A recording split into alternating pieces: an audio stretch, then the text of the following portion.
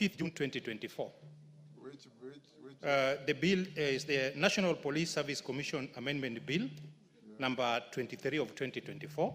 The second one is Social Assistant Amendment Bill 2023, National Assembly Bill number 8 of 2023, which was read for the first time 11th April 2024. And the third one is the Marriage Amendment Bill 2023, National Assembly Bill number 32 of 2023, which was read on 16th August 2023, Mr. Speaker. Mr. Speaker, the three bills are very important to the public, and members of National Assembly are elected to legislate. Mr. Speaker, to pursue a bill to reach where it is for the first reading, you know, is a serious business. So, Mr. Speaker, I'm requesting you to provoke the standing order number 127, so that, invoke standing order so that those bills can be read the second time. Mr. Speaker, for the amendment bill, it involves you. You promised this House that within 30 days. Now it is over 8 months, Mr. Speaker. I wrote to you sometimes back. Which one? The marriage amendment bill. I wrote to you on 22nd of August 2023. I've never gotten a response. I wrote to Majority Leader who had issue with the bill on the same date. Honorable Masara, you are being economical with the truth. You know very well that on that bill, you wrote to me, and I dutifully invited you to the Speaker's chamber.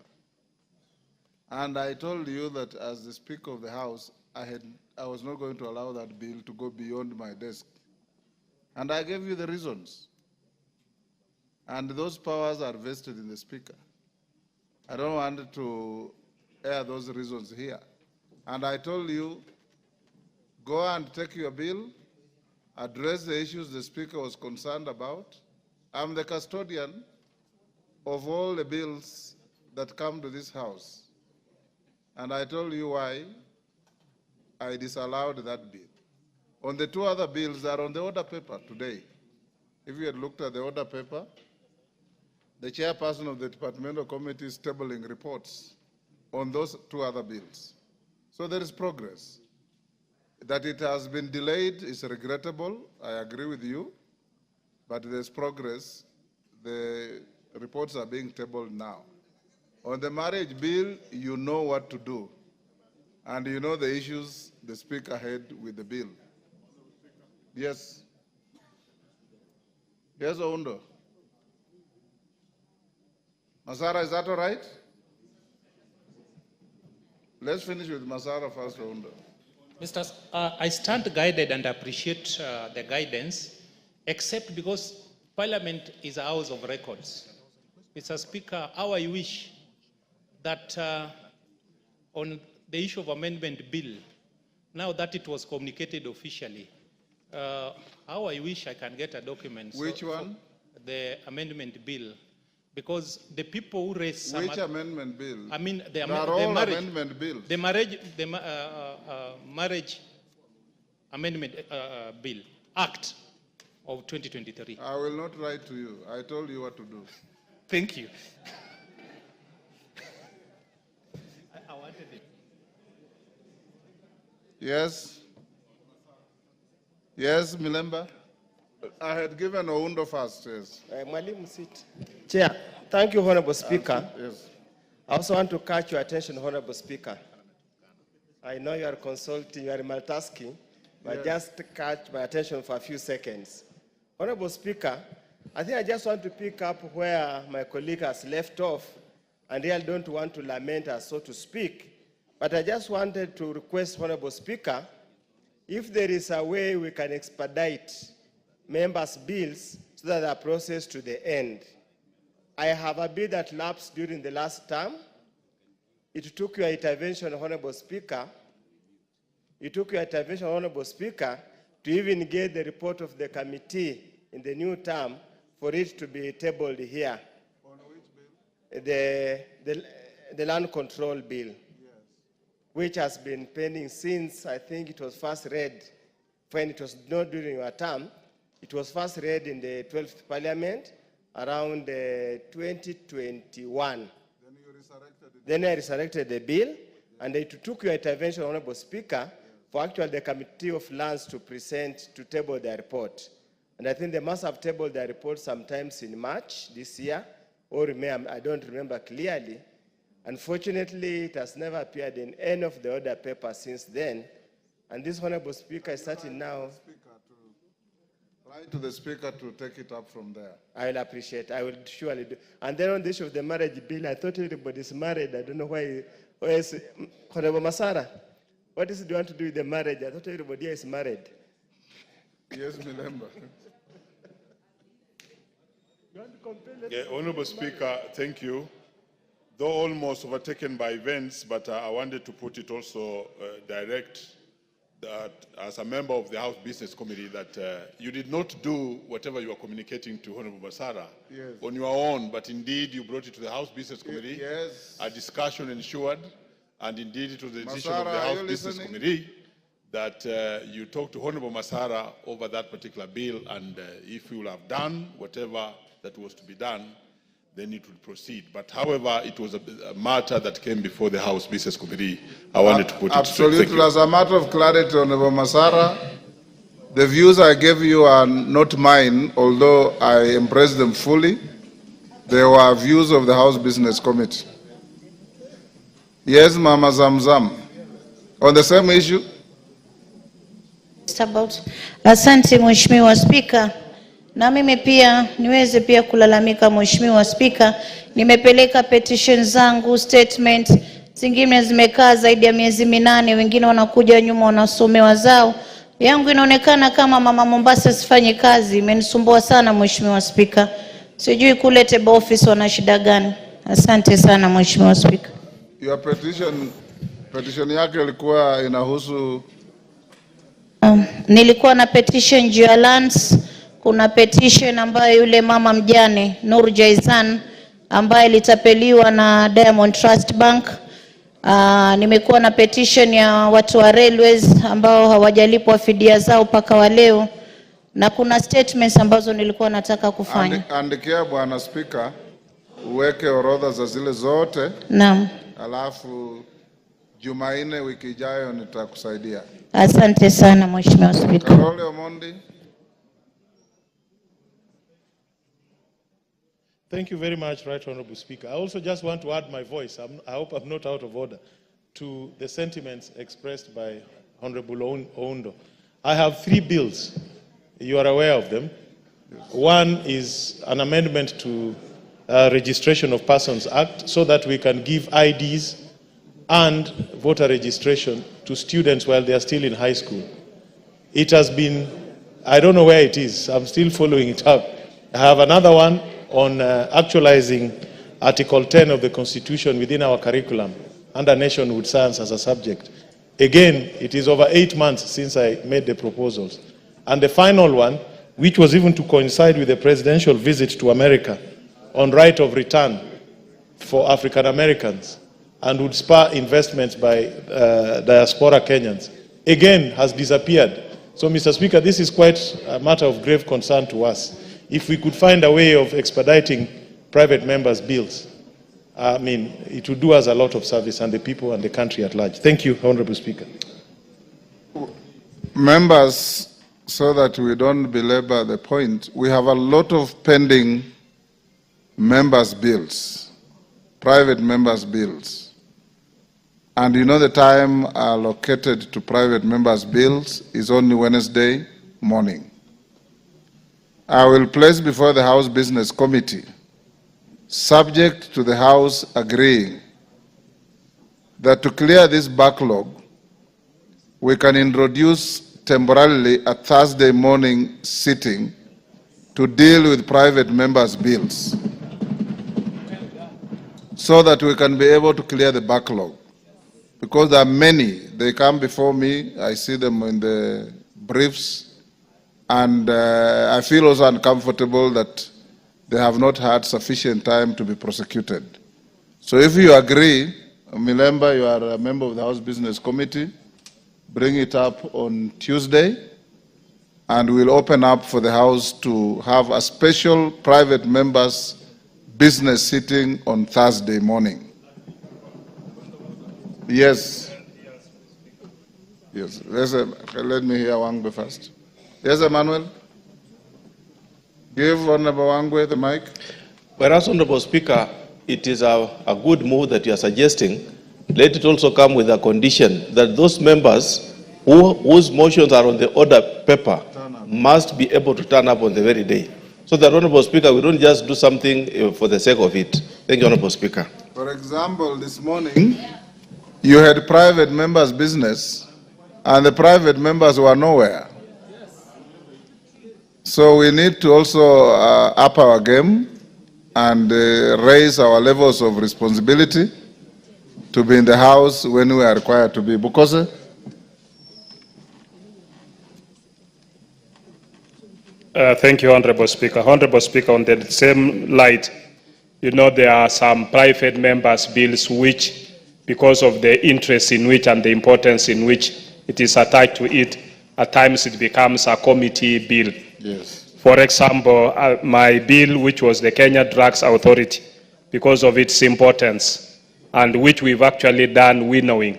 And this is a bill to which it will help this country to be able to do local manufacturing of vaccines, drugs, which can be utilized within the region. And this is something that many of the either international investors or even our own biofax and Kenya Primate Research Institute are waiting for it. That is making the National Drug Authority to be a level 3 country, for maturity level 3, according to the WHO classification. That allows us to be able to manufacture and export our drugs. Right now, as we speak, Honorable Speaker, it has been waiting, even after winnowing. We also have another bill by Emilia Thiambo on assisted reproductive health, which the committee is also winnowing now. We finished winnowing of the Kenya Drugs Authority, but both of them are now waiting to be scheduled. So I urge the House the House Business Committee that please, these are very important bills. You can also reschedule them for debate by the House. I actually flagged out your bill in the House Business Committee this week, and the response I got was that the process of winnowing is incomplete, and that's why it is delayed. If it is complete, then follow it up with the clerk's office, and it will come to the House Business Committee on Tuesday. Yes. Let's go to the next order.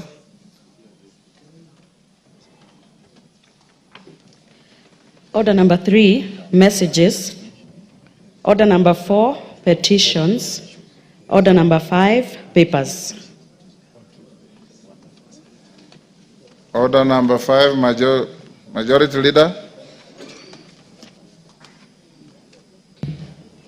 Honorable Speaker, I beg to lay the following papers on the table of the House today, Wednesday, October 9th, 2024, afternoon sitting. 1. Response by His Excellency Rigathi Gachagua, EGH, the Deputy President of the Republic of Kenya, on the special motion on his proposed removal from office by impeachment. 2. Annual National Government Budget Implementation Review Reports for the financial year 2023-2024 from the Office of the Controller Budget. And lastly, the biannual report of the Commission on Administrative Justice for the period July to December 2023. I thank you, Honorable Speaker. Yes, Chairman, Departmental Committee on Justice and Legal, Honorable Murugara. Thank you very much, Mr. Speaker. Mr. Speaker, I beg to lay the following paper on the table of the House today, Thursday, 9th October 2024. Report of the Departmental Committee on Justice and Legal Affairs on its consideration of the report of the National Dialogue Committee, NADCO, and the report of the Multisectoral Working Group, MSWG, on the realization of the 2/3 gender rule. Thank you. Thank you, Honorable Murugara. Chairperson, Departmental Committee on Administration and Internal Security. Raso, you are the Vice Chair. Thank you, Honorable Speaker. Honorable Speaker, I beg to lay the following papers on the table of the House today, Wednesday, 9th October 2024.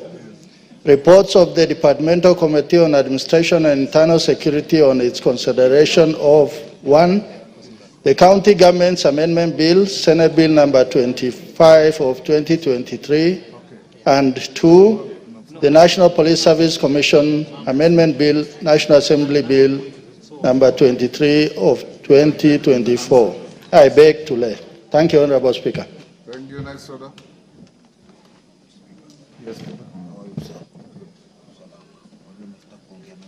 Order number 6, notices of motion.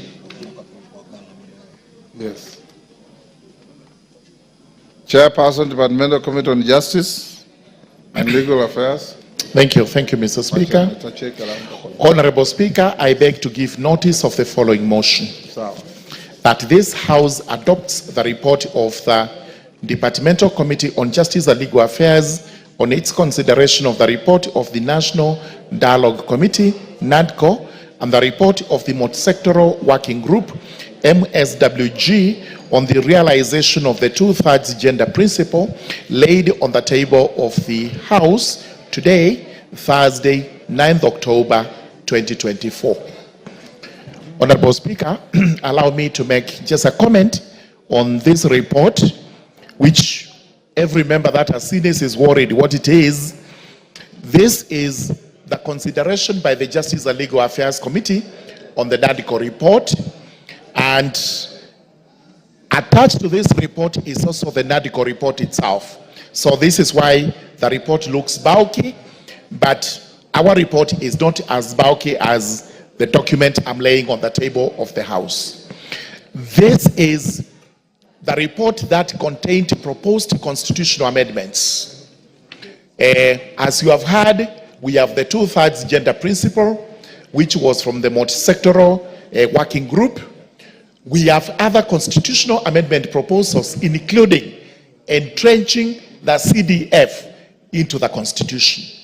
We also have other proposals, including creating the office of the Leader of Opposition, entrenching the Prime Cabinet Secretary into the Constitution, and many other proposals that were brought up during the NADCO discussions. Honorable members, please get a copy of this report, in as much as NADCO had made it clear that we cannot alter even a comma.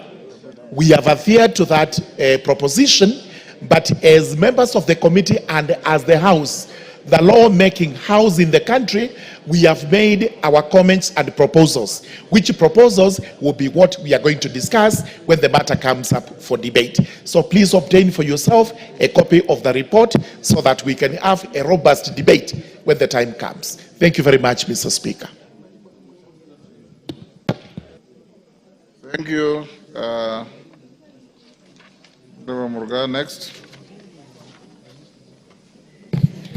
Order number 7, questions and statements. Just hold.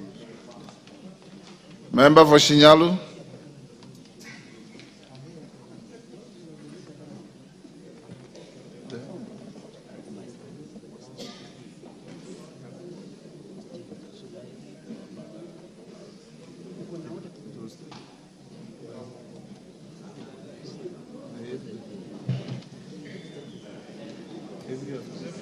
Thank you, Mr. Speaker.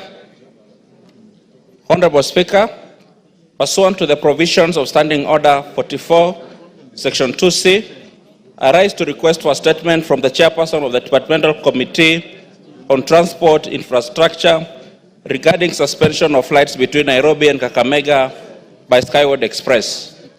Honorable Speaker, the Kakamega airstrip has been a vital air travel link between Nairobi and Western Kenya for many years. The airstrip serves as a crucial transport infrastructure, enhancing regional connectivity and promoting economic development. Many residents rely on the airstrip for efficient travel, medical emergencies, and to facilitate business operations. Sadly, reports indicate that the key operators in the route including Skyward Express have suspended operations due to safety concerns arising from the poor condition of the facility. This suspension of flights has caused significant disruption to the livelihoods of many, cutting off an essential service that connects them to other parts of the country. Honorable Speaker, the poor state of the Kakamega airstrip, particularly the presence of potholes on the runway, raises serious safety concerns for air operators and the general public. These issues have been long-standing and have now reached a critical point, leading to the suspension and halting of flight operations. It is therefore imperative that the government act swiftly to resolve this matter, restore safe flight operations, and prevent further disruptions.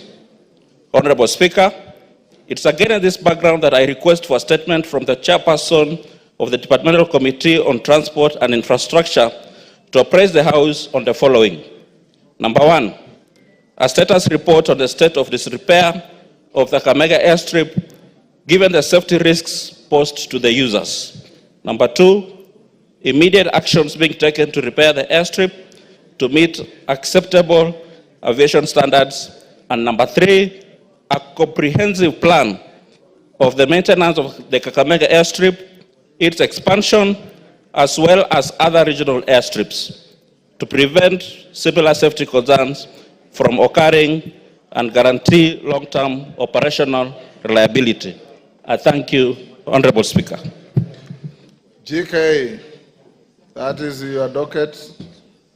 What has happened to the airstrip? We will look into the matter, Honorable Speaker, and report back to the House.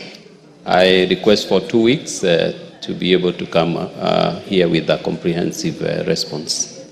2 weeks? 2 weeks, yes, Honorable Speaker. 2 weeks is too long on this? Yeah. Can you bring a preliminary statement on Thursday next week?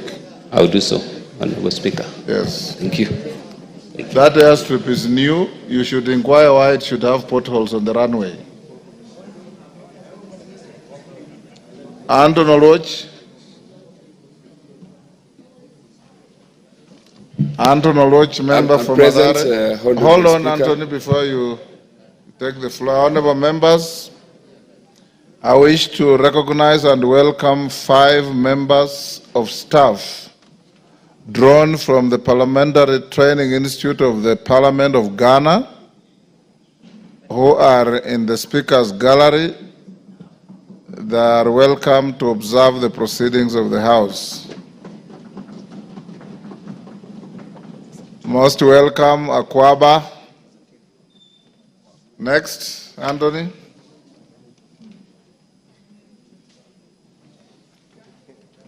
Thank you, Honorable Speaker.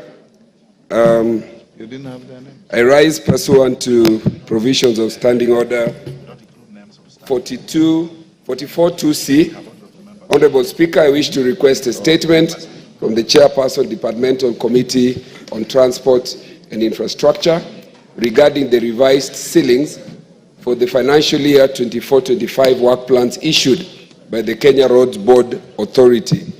Honorable Speaker, these revised work plans are contained in a letter or a circular dated 8th October 2024 and which came to our attention today. Honorable Speaker, in the recent past, there has been a systematic reduction of allocations of funds allocated in the 22% ceiling and the 10% ceilings issued by the Kenya Road Boards Authority. Additionally, the High Court in Nairobi issued an interim conservatory order on 19th August 2024, directing the Kenya Roads Authority to freeze and withhold funds collected in financial year 24-25 to the extent of Kenya shillings 10,522,211,858 to be allocated to the county governments. In view of this, the Kenya Roads Board Authority has revised the 22% and 10% constituency ceilings allocation for the financial year 2020-2025. Honorable Speaker, it is against this background that I request for a statement from the Chairperson, Departmental Committee on Transport and Infrastructure on the following. Report on the reasons for the systematic reduction of allocations of 22% and 10%, funding to KERA for roads and construction of maintenance, and measures in place to avert such reductions in future. Number 2, immediate revocation of the circular on the reduction and return of status quo on the ceilings for the financial year 2024-2025. Number 3, measures put in place to secure the funds, including holding the collected funds in a suspense account pending the conclusion of the court case. And number 4, comprehensive report on the usage of the Kenya shillings 7 fuel levy allocations in the supplementary budget in the financial year 2024-2025. Signed, Anthony Oluoch, 9th of October 2024. Thank you, Honorable Speaker. Yes, KJ.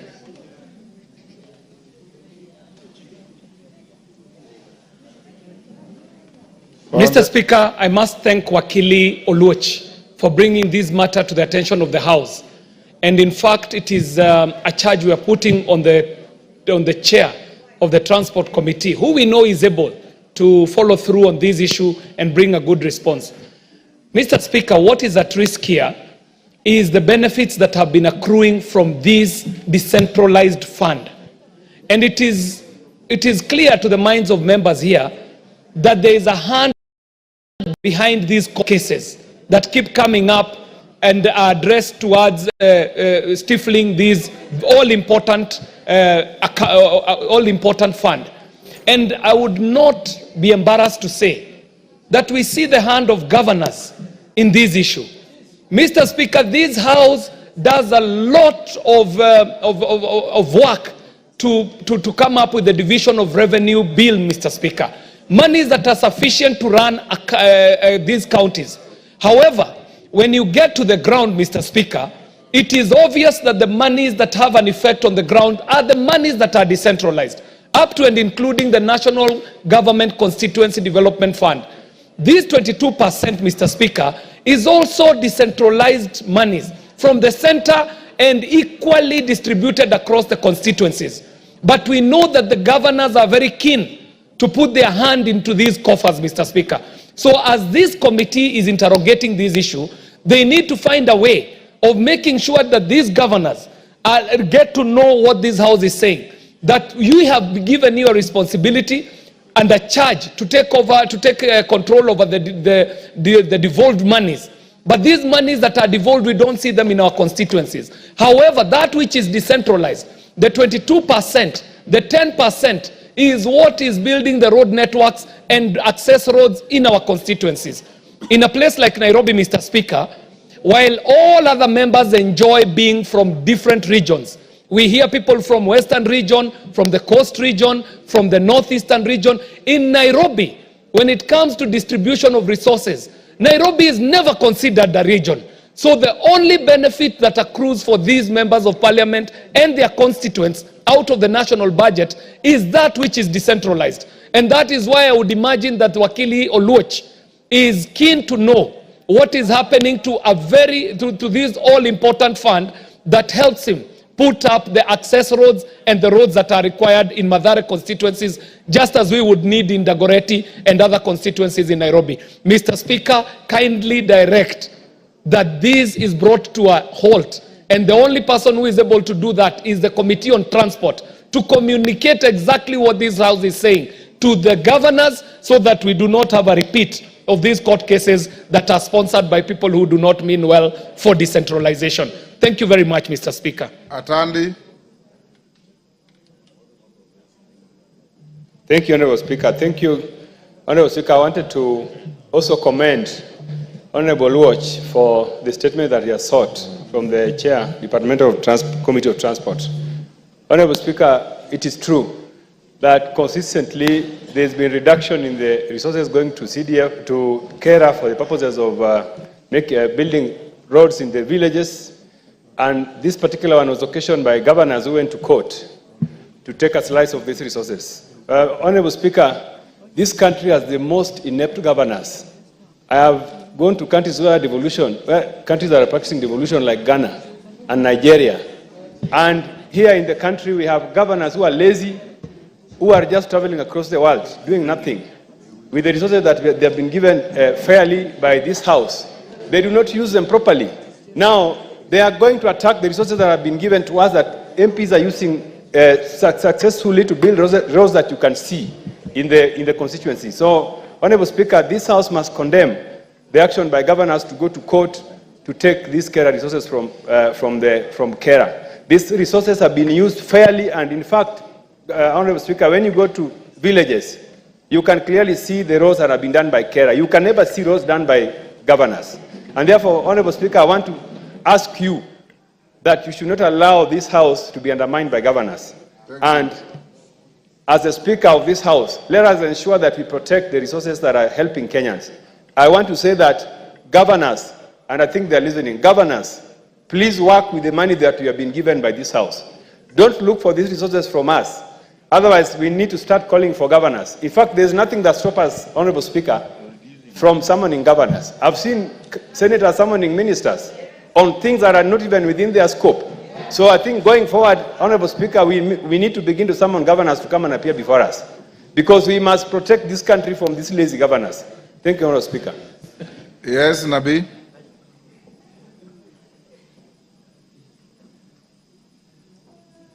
Thank you, Mr. Speaker.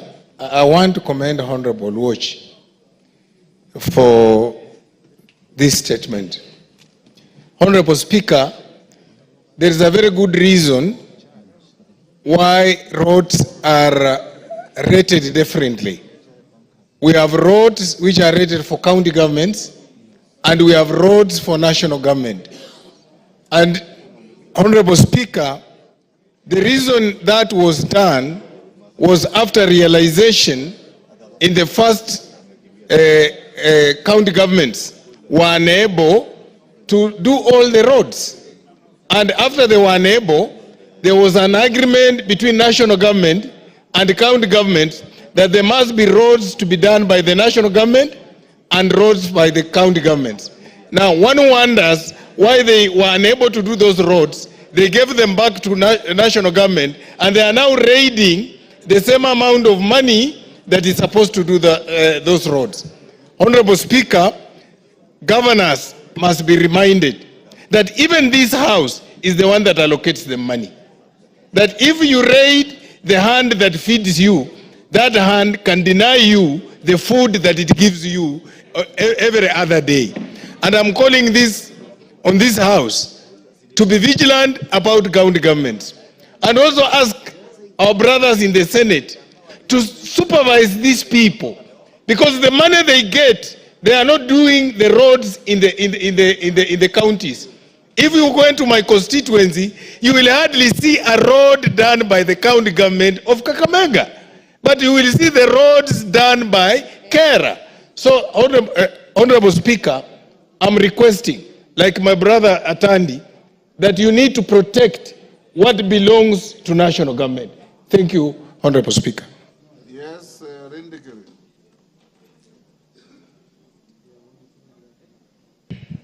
Thank you, Mr. Speaker.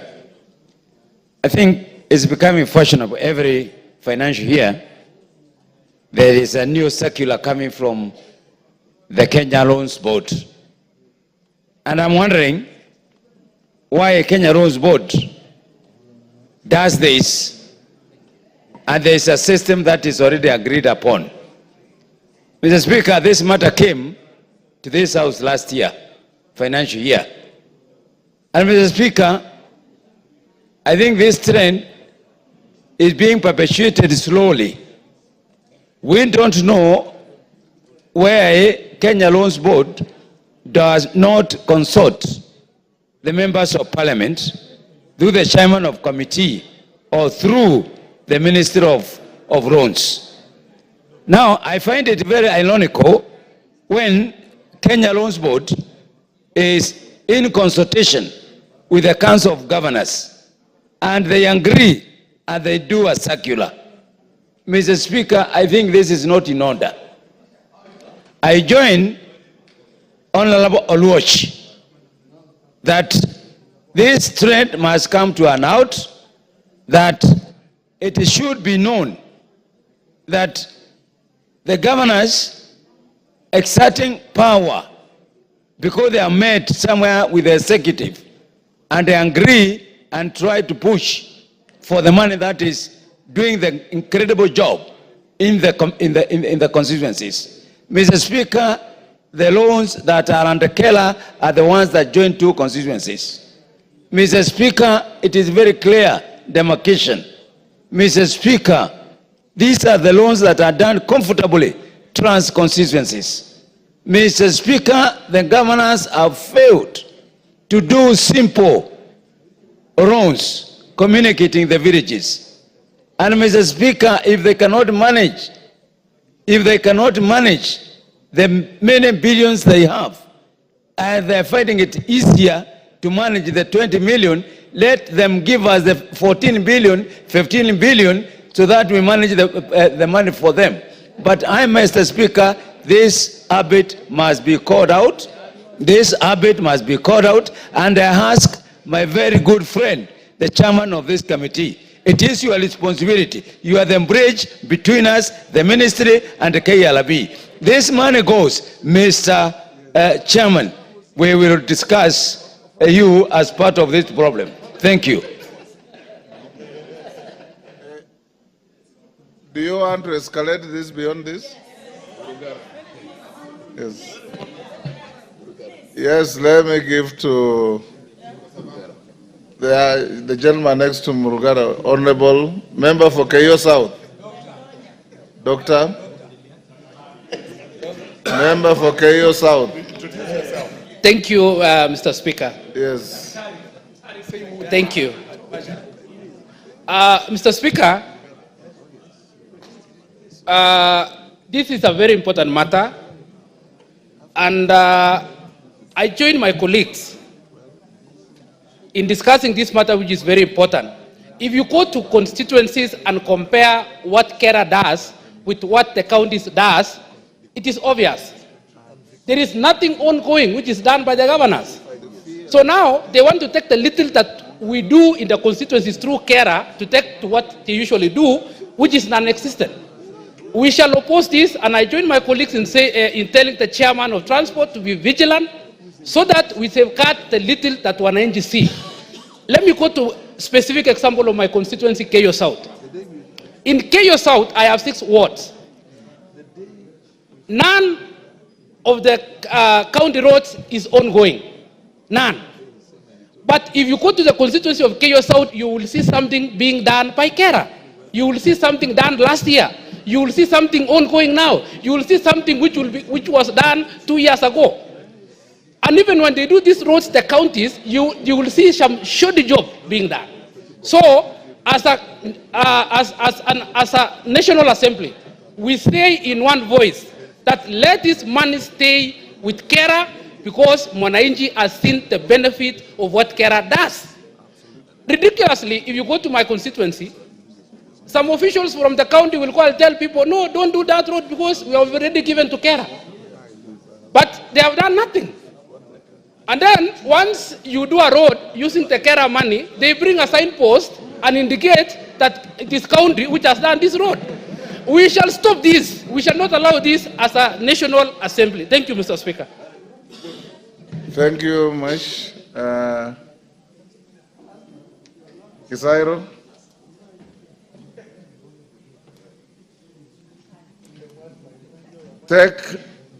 Members take 2 minutes each. Thank you, Honorable Speaker. Honorable Speaker, would like to thank Honorable Loch for raising this matter, and also would like to categorically state that Council of Governors are becoming an embarrassment to this country. That the work they are supposed to do in the fields of health, they are doing nothing. The footpaths that you've allowed them to maintain, they are unable to maintain. They are always coming for what is meant for the members of parliament.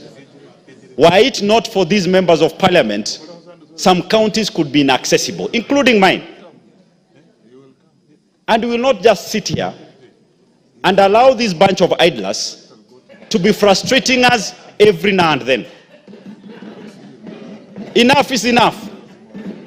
And we have to tell them, it's not that we want their seats, but if we want them, we'll still take them.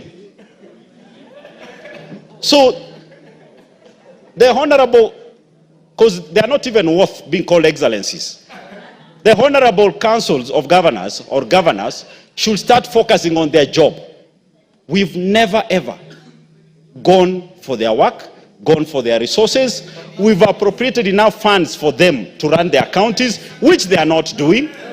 And they are always coming for the little. Not only are they funding the cases on NGCDF in courts, they've now gone to Kera. Honorable Speaker, with your leadership, we will stand up and defend the constituencies and what is meant for them. The governors, we are not worried about you. We can take care of you individually, at individual levels. Thank you, Honorable Speaker. I hope not physically. Zamzam. Mheshimiwa Spika, ni aibu sana kuona mbunge kama mimi, mbunge wa kike, naomba nikililia barabara ambao ni akaunti. Mheshimiwa Spika, nimepewa pesa ya ngafu ya kuweza kujenga sehemu ambao ni GBV Center. Mheshimiwa Spika, sasa elekea mwaka wa 3 toka approval ya ile project. Shida ni kuwa barabara ambayo inahusu county government hawajaweza kujenga. Mheshimiwa Spika, mpaka juzi namuomba mbunge wangu wa Kisauni Mheshimiwa Rashid Bezimba, na nataka nimpongeze hapa, ndio ameenda kunichimbia barabara. Mheshimiwa Spika, hizi pesa za Kera fadhali mupatie hawa, hizo pesa ziko kwa governors, hawafanyii kitu barabara. Patieni hawa bunge, tunaweza kuwashika mkono humu ndani angawa wakatufanyia kitu. Mheshimiwa Spika, ni aibu sana kuona kuwa mbunge anaenda akiomba, anaomba, naandika mabarua mpaka anachoka. Public participation Mheshimiwa nimefanya, lakini barabara tukupewa kujenga sehemu ambayo kina mama wakidhulumiwa wanaweza kusaidika. Mheshimiwa Spika, imekuwa ni ngumu, mpaka Bezimba anaenda kuomba trakta huko, ananipitishia kando kando kidogo ndo nipate mahali pa kujenga. Na mimi nipongeze wabunge wangu wa Mombasa. Ndugu yangu Badi yuko hapa, ukienda kwake barabara safi ya wabunge hawa, barabara zao nzuri sana, lakini ukiangalia za county na kuwa kama zile blanket tumepaka hapa paka hapa mita 100, huelewi zinafanya nini. Mheshimiwa Spika, hizi pesa zitoke ziende kwa hawa wabunge. Najua wengine wetu tutatamani kuwa magavana, lakini kwa hii hali hii iliyoko saizi, Mheshimiwa Spika, hizi pesa ziingie kwa mikono ya bunge. Asante sana Mheshimiwa Spika. George Murugara.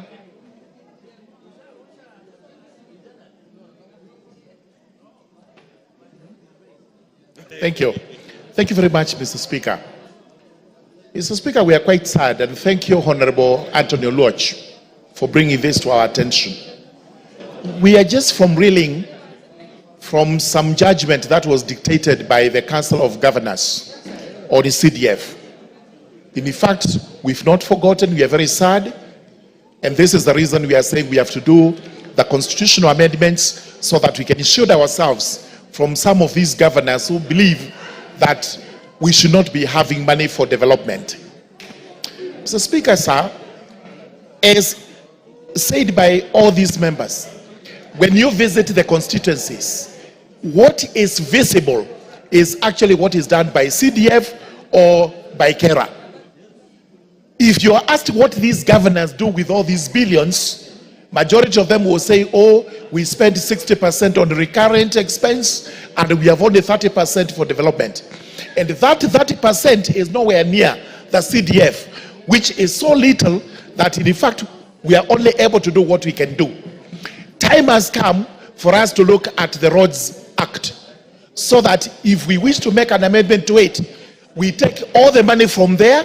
The distribution is after Kenya, after Kera, it is to the constituencies as we deal with the CDF, so that we don't have to have any money going to governors for roads. Let us do all the roads in the constituencies, whether classified as county or national government roads. That is very important, and we should now start looking at the law. We amend it.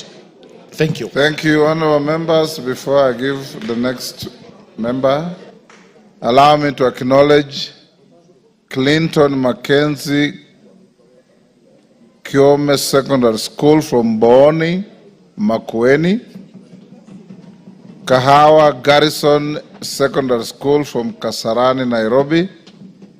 On my behalf and on behalf of the whole House, we welcome the students and their teachers to the House of Parliament. Mama Donya.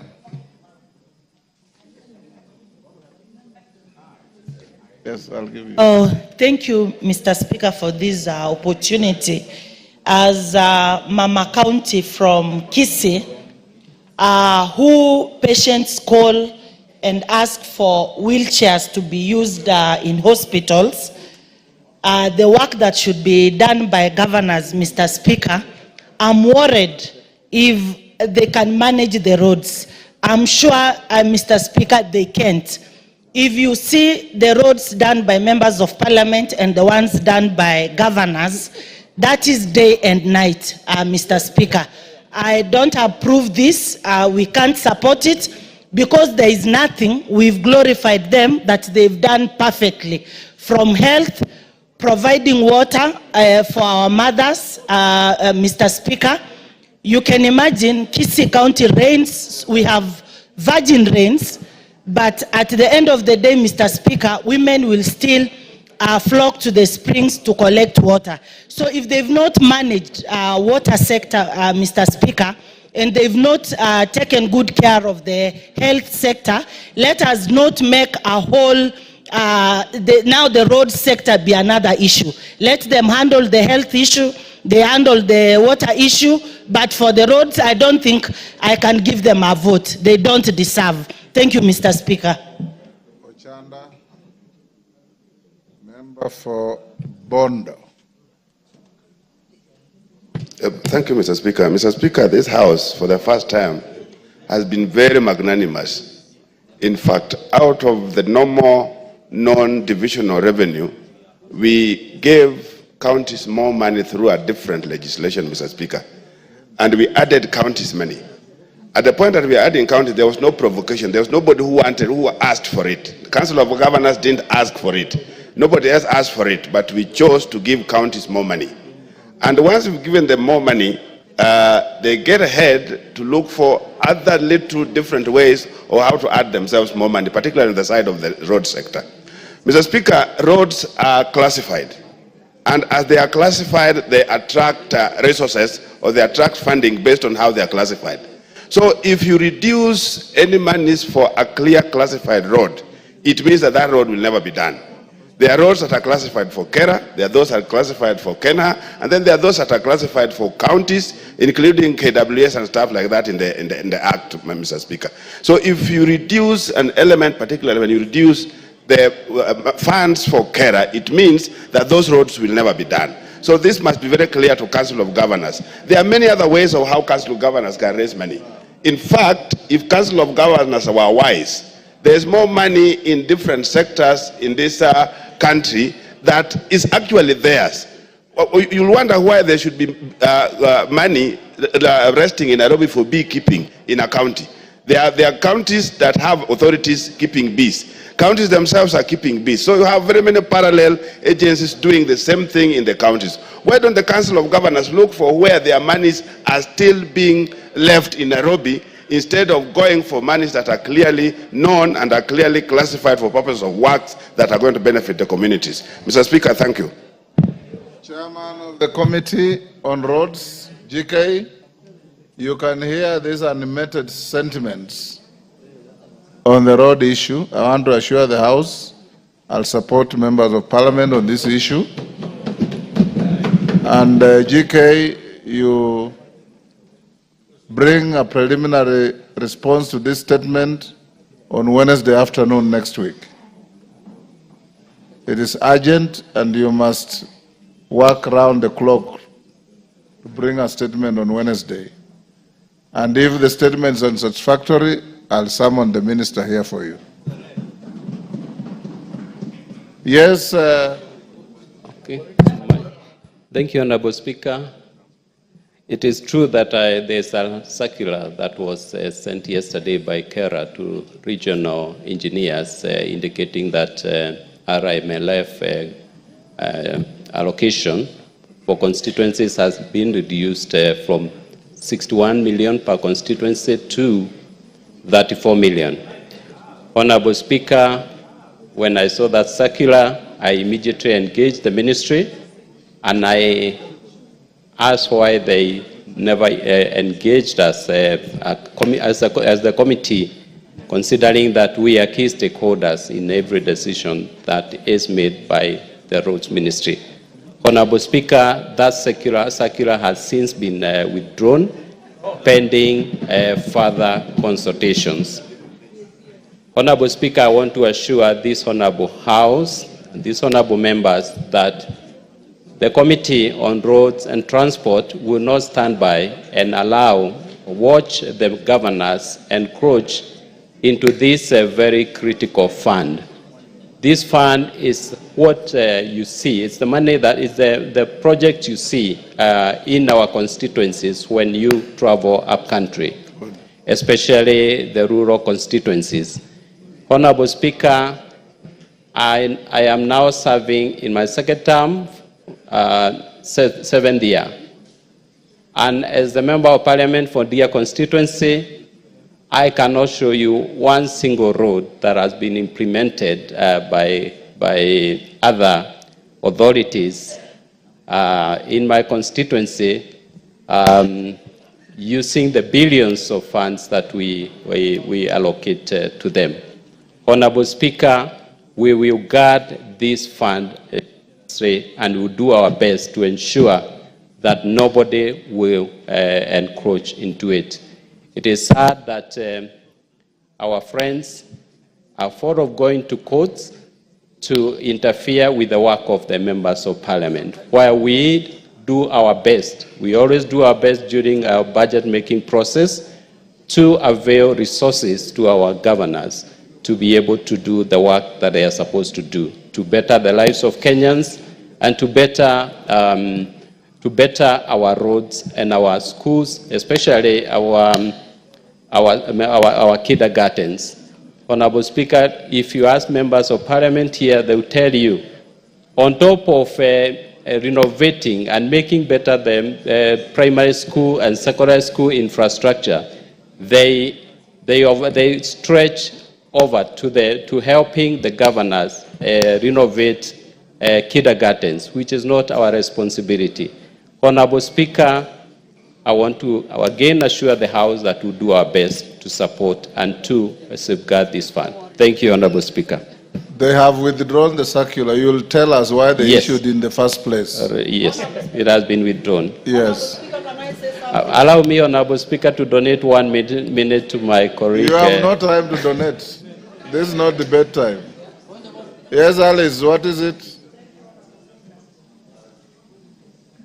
Honorable Speaker, this matter is very, very important, and I just want to tell Chair for Roads that if he doesn't give you a satisfactory answer by the time he will be coming back to this House, when the Cabinet Secretary is invited here, him and the Cabinet Secretary will sit there as the members of this National Assembly. We execute this matter to the letter. He better need to know that this matter is very important to us and we are not talking any shortcut when dealing with it. Yes, Olwach. Honorable Speaker, thank you very much for the directions that you have given. And I would like to agree with you that in spite of the withdrawal, a statement needs to be filed before this House. And the reason that I think it is still important is because that letter he is adverting to needs to be part of the record of this House. The second reason, Mr. Speaker, is that the House will recall that during the supplementary budget, we added Kenya shillings 7 to the road levy RLMF. These ceilings should not be going down. They should be going up. We are collecting close to about 4.8 billion shillings, and we must have a written assurance. Why are the reductions even being contemplated? Those must form part of this record. I thank you, Honorable Speaker. We must move to the next statement. Owen Bayer, you wanted to, oh, your leader is here now, so he'll wait. So is the next. Mohammed Ado, yes. Mohammed Ado. Yes, Junet. Are you the one? Mr. Speaker, I just wanted to add one thing to the debate on this matter of the roads. Mr. Speaker, the problem and the people who are fighting members of parliament on this issue of roads, Mr. Speaker, is not even governors. It is Kenya Roads Board and KERA. That is our problem, Mr. Speaker, as a house. Mr. Speaker, this is not the first time they did a circular which they have withdrawn. There was an earlier one, I hope the chairman remembers, where they were reducing also the amount, and the House raised the matter, it was raised in the House, and they withdrew it. It's the same thing they are doing. Why is KERA and Kenya Roads Board not consulting Parliament before they take such a drastic action, Mr. Speaker? Mr. Speaker, it's high time the Committee of Roads, through their chair here, reminds KERA and Kenya Roads Board who their bosses are in Kenya here, who is oversighting them. And instead of dealing with the Council of Governors and such kind of people, when they want their budget even processed, they go through the House Transport Committee, Mr. Speaker. And it's the same group that is fighting members of Parliament, Mr. Speaker. So, Mr. Speaker, we also need to deal with KERA and Kenya Roads Board once and for all, Mr. Speaker. Ado. No, that matter have gone past. We've spent more than 40 minutes on one statement. I disallow. Ado. Thank you very much, Honorable Speaker. Honorable Speaker, pursuant to the provisions of Standing Order 44.2c, I rise to request for a statement from the Chairperson of the Departmental Committee on Agriculture and Livestock regarding the status of strategic promotion and full-scale development of dryland agriculture in Kenya. Honorable Speaker, approximately 75% of our country's landmass consists of arid and semi-arid lands, often referred to as ASAL regions. Despite this, there has been a significant and disproportionate focus on agricultural investment in the wetlands, while the immense potential of drylands remains underutilized. As the effects of climate change continue to worsen, resulting in unpredictable rainfall patterns and extended droughts and dry spells, it is increasingly clear that Kenya cannot rely solely on rain-fed agriculture. This raises the critical question as to why there is no focus on more resources, expertise, and policy attention to harnessing the potential of our drylands through modern agricultural practices, such as large-scale irrigation, the development of drought-resistant crops, and innovative water harvesting techniques to achieve food security. I believe that the answer to Kenya's quest for food security today lies in its arid lands. Honorable Speaker, it's against this background that I rise to request for a statement from the Chairperson of the Departmental Committee on Agriculture and Livestock on the following. 1. The policies and strategic plans aimed at promoting dryland agriculture in arid and semi-arid lands, and clear frameworks, if any, in place to guide investment and interventions, including the development of water infrastructure for irrigation practices. Initiatives that the government has put in place to support farmers in ASAL regions, including provision of knowledge and tools needed to engage in sustainable and productive agricultural activities. Number 3, specific steps being taken to address the challenges of water scarcity, poor infrastructure, and the high cost of accessing inputs in dry areas, particularly roads and water supply infrastructure. And lastly, the provision of a report on the current agricultural policies that align with the National Development Agenda, particularly Vision 2030 and the Big Four agenda with respect to food security, and how the government intends to balance investment between wetland areas and dryland regions to ensure equitable and sustainable agricultural growth across the country. I thank you, Honorable Speaker. Thank you. Is Dr. Mutunga here?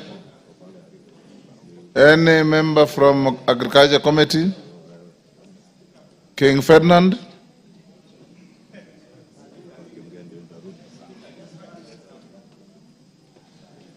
Yes, Mr. Speaker, I think 2 weeks. Bring the statement in response in 2 weeks. The chairman is not here, but I want to confirm that we can give the reply after 2 weeks. Very good. Because I think the chairman is not here, and you have a very good important point that you have raised. So we look at it, and after 2 weeks, we'll be able to get Not after 2 weeks, in 2 weeks. In 2 weeks' time. Yes. Donya?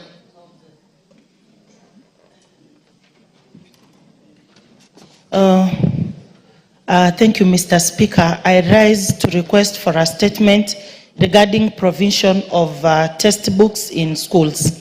Honorable Speaker, pursuant to the provision of Standing Order 44-2C, I rise to request for a statement from the chairperson of the Departmental Committee on Education regarding provision of textbooks in schools.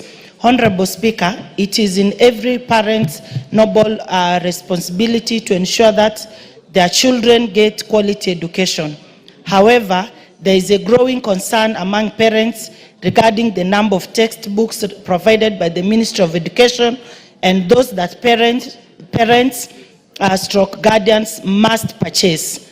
There have been claims that the ministry requires the students to purchase up to 4 textbooks per subject, making it financially challenging for parents to purchase all the required textbooks to supplement their child's learning. The cost of education is already high for most parents, hence it is crucial that the government comes out and clearly stipulates the issue of textbooks provision. Schools are requiring parents to purchase a set of textbooks. As such, most parents are in dilemma on the number of textbooks they should purchase as they take part in investigating in their children's education. Honorable Speaker, while we appreciate that some topics or subjects may require additional textbooks to supplement learning, it is important to emphasize that parents should never feel obligated to purchase more textbooks than what is essential. It is always recommended that the Ministry of Education should provide every student with the essential textbooks that are needed for their academic success. Honorable Speaker, it is against this background that I request the chairperson of the Departmental Committee on Education to appraise the House on the following: 1, a comprehensive report on the policy on provision of textbooks in schools and the role of parents to purchase extra textbooks. Number 2, to clarify on the approved course books and the number of textbooks recommended in both primary and secondary education for each learner in the respective subjects. And lastly, the steps taken by the Ministry of Education to ensure that all learners are provided with the requisite number of approved course books and supplementary textbooks to avoid inequities in access to learning materials among learners. Thank you, Mr. Speaker. Chairman Education. Yes, tell your committee, Nabi, to bring a response to this statement in 2 weeks. Thank you, Mr. Speaker. Joshua Kandie has indicated that his statement looks different from what is submitted to the table office. So I put it off to have it reconciled. Clerk, you follow up that. You should not edit member statements to the extent that they lose meaning. Barongo.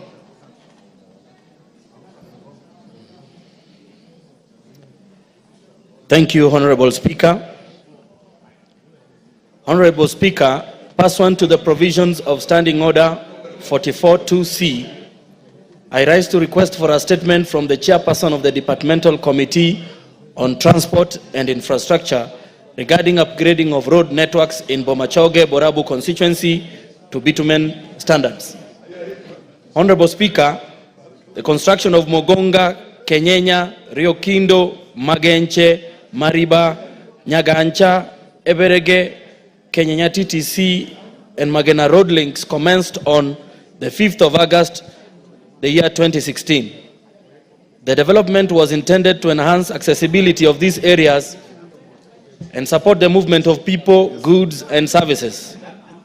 Sadly, more than 36 months after the signing of the contract, the road links are yet to be completed. This has hampered mobility in the constituency, including access to essential services. Honorable Speaker, it is against this background that I request for a statement from the chairperson of the Departmental Committee on Transport and Infrastructure on the following. 1. The status of upgrading of the roads network in Bomachoge-Borabu constituency to bitumen standards. And 2. The timelines for the completion of the long-stalled projects in the constituency. I thank you, Honorable Speaker. GK, that is directed that you bring the statement, the response in 2 weeks. Give GK. We will do so, Honorable Speaker. Areko Namoit.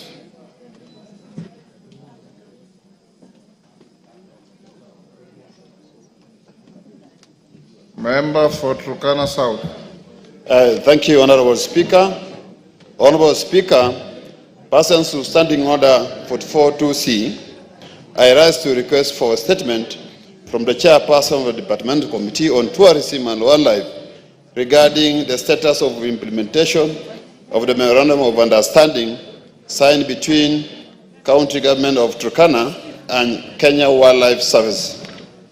Honorable Speaker, South Turkana National Reserve is a national reserve established under the Wildlife Conservancy and Management Act, CAP 376.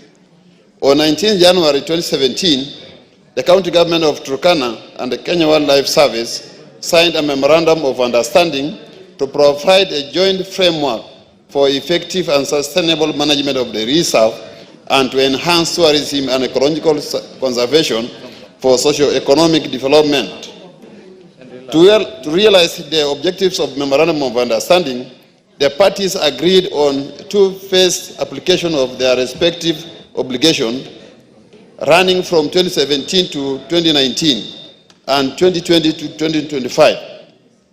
Despite the period of the subsistence of the MOU lapsing in nearly 2025, no tangible efforts have been made to ensure effective and sustainable management of the reserve as had been envisaged.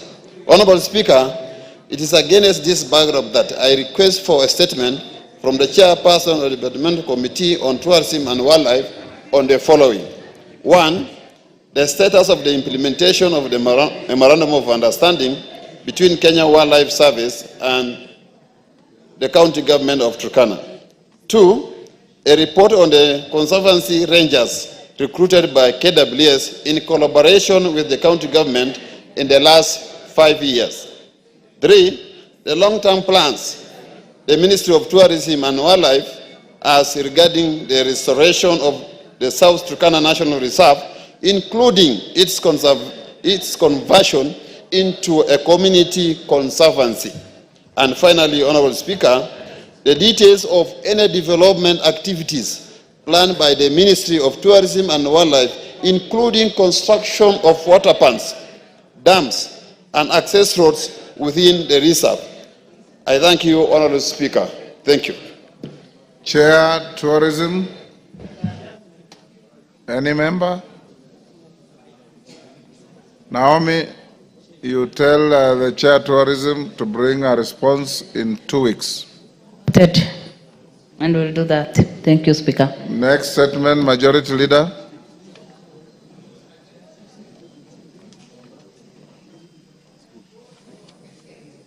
Go ahead if you have.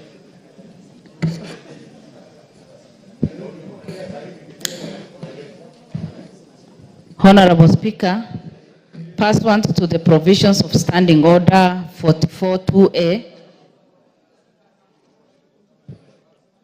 I rise to give the following statement on behalf of the House Business Committee, which met on Monday, 7th October, to prioritize business for consideration during the week. Honorable Speaker, as members are aware, this week, the House considered the special motion on the proposed removal from office by impeachment of HE Honorable Rigathi Gachagua, Deputy President of the Republic of Kenya. I stand before you today to express my heartfelt gratitude to you, honorable members of this House, for your sacrifice, active participation, and overall dedication and contribution during the recent impeachment motion. This process, though challenging, exemplified our commitment to uphold the principles of accountability and transparency that are the cornerstone of our democracy. Your engagement and thoughtful deliberations throughout this process has not gone unnoticed. Each of you brought enough invaluable perspective, ensuring that we examine the issues at hand with rigor and integrity. It is through such collaborative efforts that we can strengthen our institutions and reaffirm the trust placed in us by the people we serve. Notably, Honorable Speaker, this matter transcended party lines and spoke to our commitment to good governance, accountability, and fidelity to the Constitution. I commend those who courageously stood for what they believed was right, fostering a discourse that reflects values we uphold. It is essential that we continue to work together, united in our pursuit of justice and ethical governance. Let us carry forward the lessons learned from this experience, remaining steadfast in our commitment to serve the public with honor and respect. Thank you once again for your diligence and dedication. Honorable Speaker, with regards to the business schedule for Tuesday next week, the House is expected to consider the following bills if not concluded today. A Committee of the Whole House on, number 1, Senate amendments to the Food and Feed Safety Control Coordination Bill 2023, and 2, Senate amendments to the Statutory Instruments Amendment Bill 2023. B, second reading of the following bills. 1, the Kenya National Library Service Bill 2023. 2, the Equalization Fund Administration Bill, Senate Bill number 14 of 2023. And 3, the Public Finance Management Amendment Bill 2022. Additionally, Honorable Speaker, debate will also be undertaken on the following motions should they not be concluded today. A, number 1, consideration of Senate amendment to the Food and Feed Safety Control Coordination Bill 2023. 2, consideration of Senate amendment to the Statutory Instrument Amendment Bill 2023.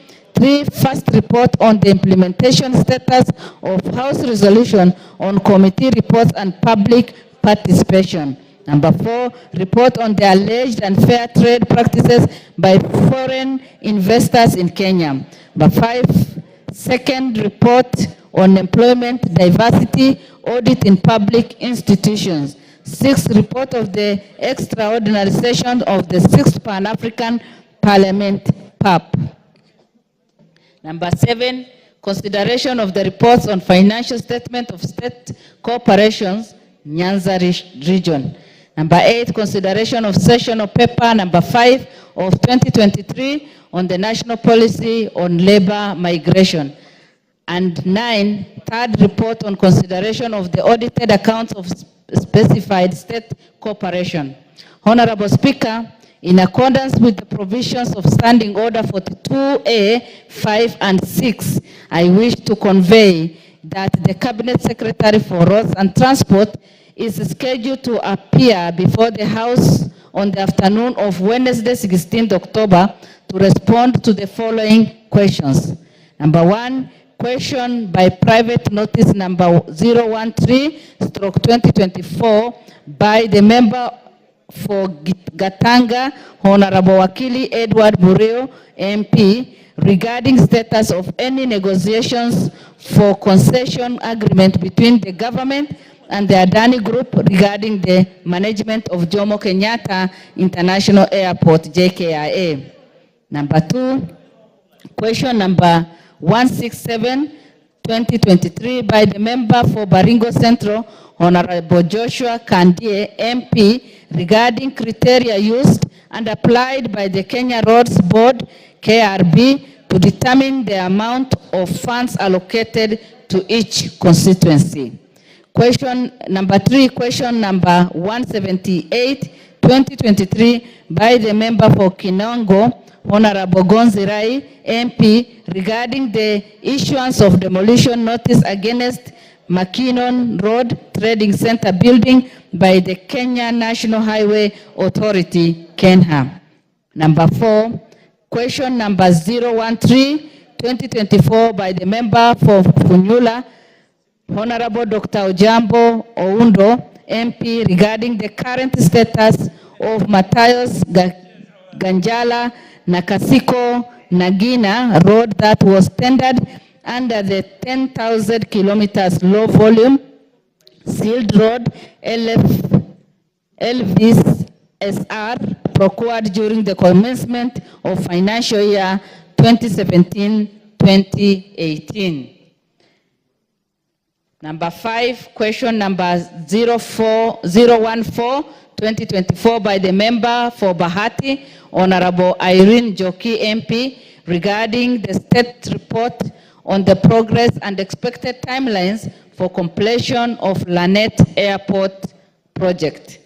Number 6, question number 70/2024 by the member for Malava, Honorable Mululu Ijendi, MP, regarding the progress report of construction of Class A1 Kakamega Kaburengu Road, whose construction commenced in October 2023. Number 7, question number 71/2024 by the member for Westlands, Honorable Timothy Wanyonyi, MP, regarding policy decision and rationale behind the use of unmarked, unregistered, and distorted plates by police service while on public mission on public roads.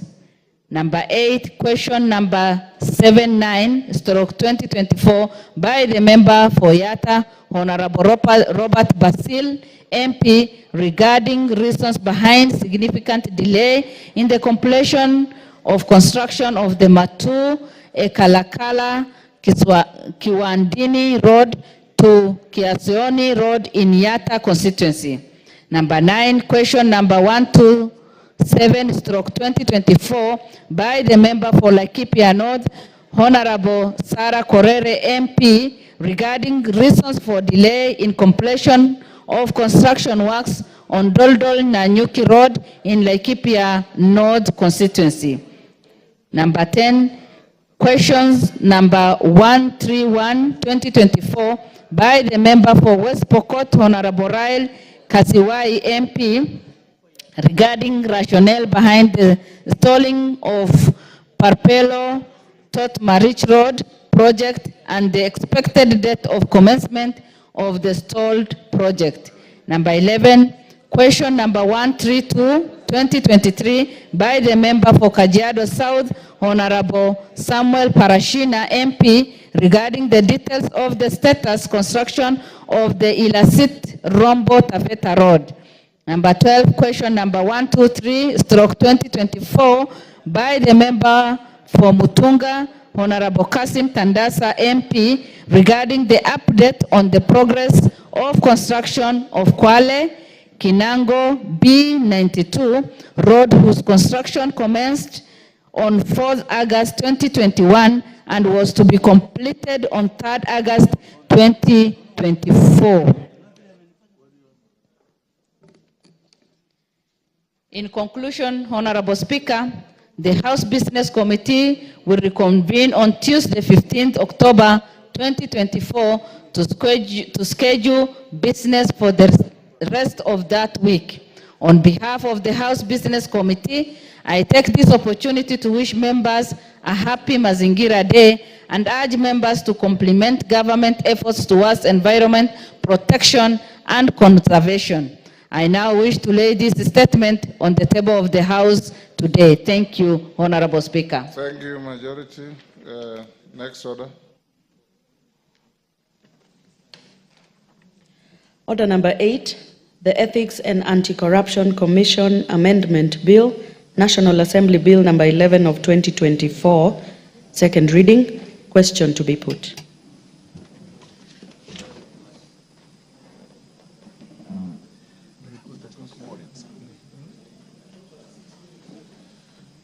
Can you stay this? We'll put the question on Tuesday.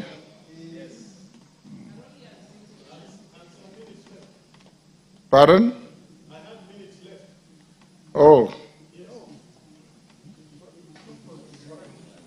Was the mover called to reply? Huh? Carol, you are not there the day you are supposed to continue. Under the standing orders, you lose the opportunity. Yes. Next order, number 9. Order number 9, the Kenya National Library Service Bill, National Assembly Bill number 20 of 2023, second reading. Chairperson, Departmental Committee on Sports and Culture.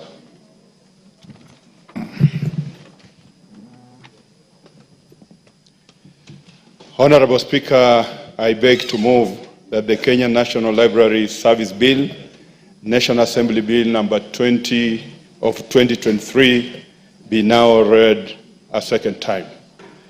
By way of introduction, Honorable Speaker, the Kenya National Library Service Bill 2023 seeks to give effect to the provisions of Article 11(2)(a) of Constitution, which mandates the state to promote all forms of national and cultural expressions through literature, the arts, traditional celebrations, science, communication, information, mass media, publication, libraries, and other cultural heritage.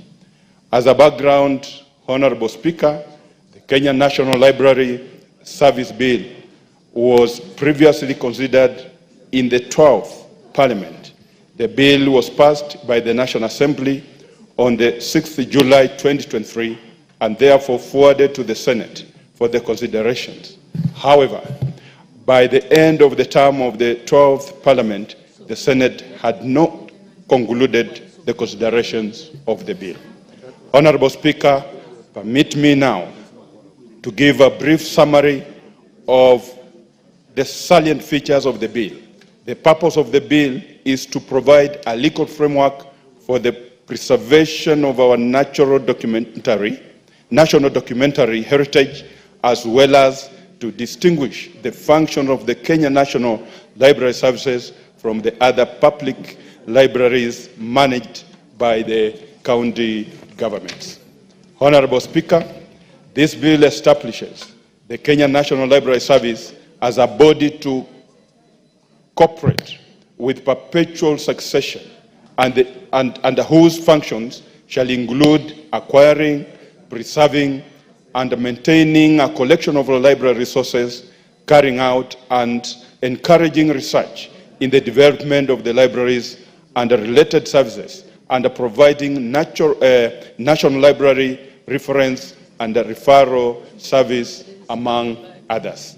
Honorable Speaker, the bill provides that the management of the Kenya National Library Services shall vest in a board consisting of chairperson and 8 other members. The bill further sets out the respective qualifications of the chairperson and the members of the board. The board shall be responsible for the furtherance of the objects of the Kenya National library service. Honorable Speaker, the bill also provides for the appointment of the Director General of the Kenya National Library Service, who shall be an ex-official member of the board and who shall be responsible to the board for the day-to-day management of the affairs of the service. Honorable Speaker, the bill provides for the repeal of the existing Kenya National Library Service Board Act, Cap 225. It is important to note that the existing Kenya National Library Service Board Act was last amended in the year 2007, which was before the enactment of the Constitution of Kenya 2020. The existing act is therefore inadequate as it does not appreciate the aspect of devolution, especially noting that libraries is among the functions of county government. The bill provides for the transition provisions in terms of which the rights, duties, assets, and liabilities of the former board shall be transferred to the Kenya National Library Service upon the commencement of the Act. Honorable Speaker, the Departmental Committee on Sports and Culture facilitated public participation on the bill and in so doing received submissions from the Kenya National Library Service, the Council of County Governors, and the Kenya Library Association. Honorable Speaker, the stakeholders in making their submissions noted that while libraries is a function devolved to county governments, there was a need to provide for the national legislation establishing a national library that would bear the overall responsibility of acting as the central literary depository, the custodian of national documentary heritage, as well as the centralized custodian of the Kenya National Biography. Honorable Speaker, the committee considered the various amendments proposed by the stakeholders as contained in the regard. The committee will be proposing various amendments to the bill aimed at improving the substance and the effectiveness of the bill. The proposed amendments to the bill are contained as recommendations in the report of the committee, under which the committee will be moving during the committee of the whole House. Honorable Speaker, key among the amendments to be proposed by the committee will be the clear spell out of the respective functions of the national government and the county government in relation to the library services. These amendments will avoid duplication and conflict of mandates between the two levels of government. To this effect, the committee will be proposing the amendments of Clause 5 of the bill to provide for the responsibilities of the national government, as well as the introduction of a new clause in the bill to provide for the responsibilities of the county governments. Honorable Speaker, the committee will be proposing that the role of the national government shall include the development of a national policy, legislation, and the setting of standards for the library sector, capacity building and technical assistance to the county government, as well as the publication of Kenya National Bibliography and the Kenya Periodicals Directory. Further, the Kenya National Library Service will be responsible for the establishment of the National Virtual Library Service. As this House may be aware, the virtual library was launched on 12th July 2023 and its purpose is to encourage a reading culture and provide an avenue through which one can grow and further their skills in a particular field anytime and anywhere. Honorable Speaker, the committee will be proposing that specific role of county government shall include the implementation of national policy, legislation, and standards for the library sector, the development, management, and maintenance of county libraries, as well as providing lending, outreach, and specialized services in relation to the county libraries.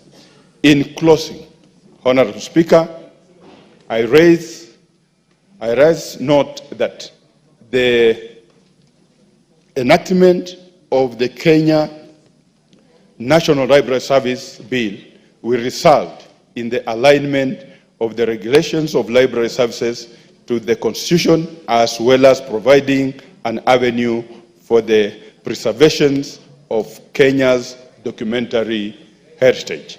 Honorable Speaker, I beg to move.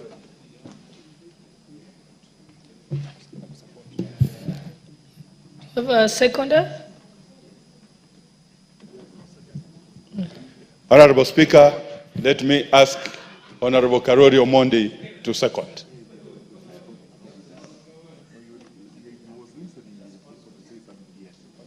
Thank you very much, Honorable Speaker, and thank you very much, Honorable Chairperson.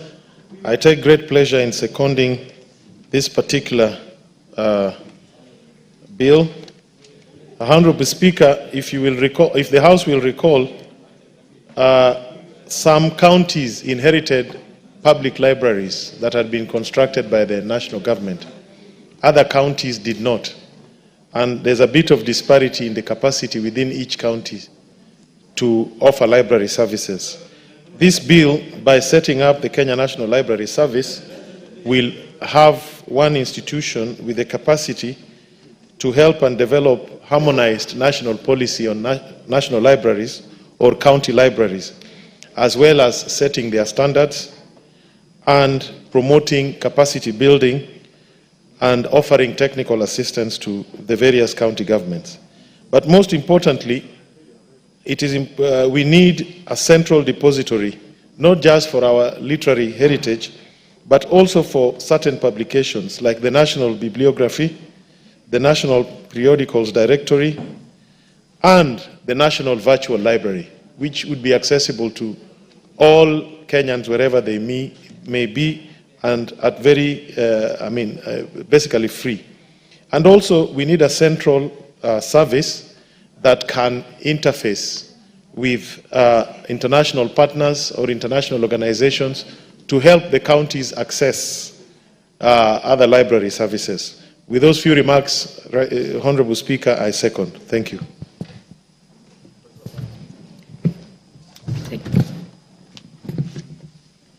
Honorable members, I now propose the question that the Kenya National Library Service Bill, National Assembly Bill number 20 of 2023 be read a second time.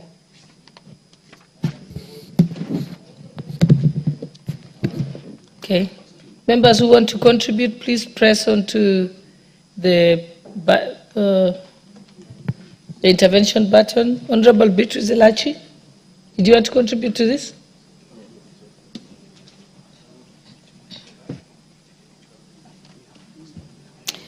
Thank you, Madam Speaker. Madam Speaker, I rise to support this bill. And I know it's a bill that went through this House, went to the Senate, and now we are back on it. A bill that is very critical, Madam Speaker, in terms of our library, and especially when we talk about our young people, when we are talking about all the new technologies that have come through, the chat GPTs and all that, that indeed you realize we need libraries. It's a function, yes, that was devolved, but Madam Speaker, when you look at our country, there are many, many functions that we devolved, but I think that needed a lot of processing. And that is why today we are finding some of the challenges. When you look at the Memorandum of Objects and Reasons, The principal object of this bill is to give effect to Article 11(2)(a) of the Constitution, which mandates the state to promote all forms of national and cultural expressions through literature, the arts, traditional celebrations, science, communication, information, mass media, publications. And when you talk of that, Madam Speaker, you realize when we go out of the country, one of the places that they will take you for example, to understand a country is either in a museum or in a library. That you'll find yourself learning so much of that country, the history of that country, than any other place. Today we are saying, Madam Speaker, and I'll tell you, Nairobi, we are lucky. We have a team of young women who took over Macmillan Library, and I will tell you today they deserve, if there is any recognition that we can do, is to two girls who have carried that library, modified it, changed it into a library that when you walk in, you will appreciate that indeed. And we have students who walk in. They've done another one in Makongeni, Madam Speaker. For us in Dagoretti North, Madam Speaker, we had learned of a resource center. But you cannot believe that the land was grabbed. Today it is a yard where we are selling cars. And these are some of the issues that when we are dealing with this bill, we have to also look at where were resource centers allocated to be in this country so that we can continue building these libraries. These libraries also, as we talk of CBC, if we had serious libraries right now, we would find our children going in. But I know if you walk in, you'll find yourselves with books that were of our time. I've not seen even a place where we've transformed, where our young people can compete with this technology that we have in terms of AI, in terms of IT, all these things. But we are talking about it, we are using it, but we need a library to research. That was the purpose of a library. That even if a child is unable to get books, he or she can walk into a library and do a serious research for either the topics, the subjects he's doing in school, anything that they will need to research on. Today, even as we do all these researches, you find that if a library was there, today children will be understanding more about climate change, what to do, because those are the current issues that are affecting us. But when I go into a library, which we need, we will find ourselves with the old technologies of our agriculture. We will find ourselves with the old technology, the way we used to do veterinary, and yet seasons have changed. We are dealing with young people who are more ahead even with their teachers, and so we must be ahead. But I want to appreciate that when you look at the bill in Part 1, when it provides for preliminary matters including the title, but Part 2 of the bill will tell you there's establishment of the Kenya National Library Service as a body corporate, which I agree. Then in Clause 5 provides for the functions of that Kenya National Library Service. And when I say of Kenya National, it's not just the Kenya National that is at Upper Hill, it's the Kenya National we are talking about that should be replicated across the counties. That is why this function was devolved.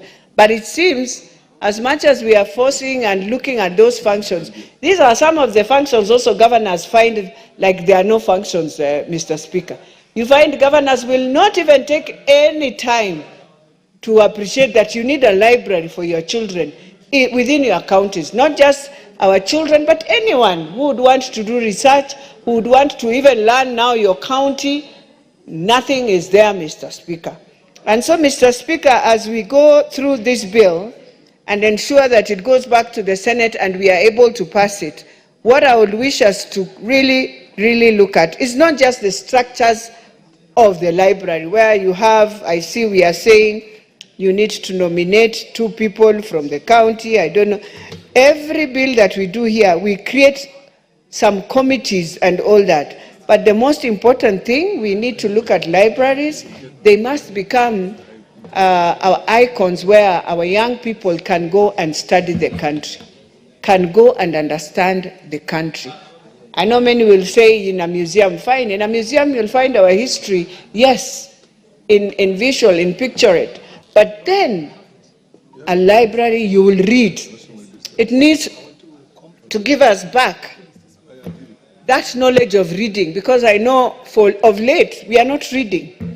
And that is why we pick on one thing and we run with it. By the time we realize we have done something wrong, and that is what is hurting us. So I think the library will help us, and let us have clubs of people of reading in schools, where you have teams reading, and reading will also help us, especially for us who sometimes you have challenges of your own mind, you are growing. That's why you see the scholars, the Anyang-Nyongs, the Orengos are still functioning, because they read books, Mr. Speaker. Mr. Speaker, this library service, I can see we've put everything that is needed.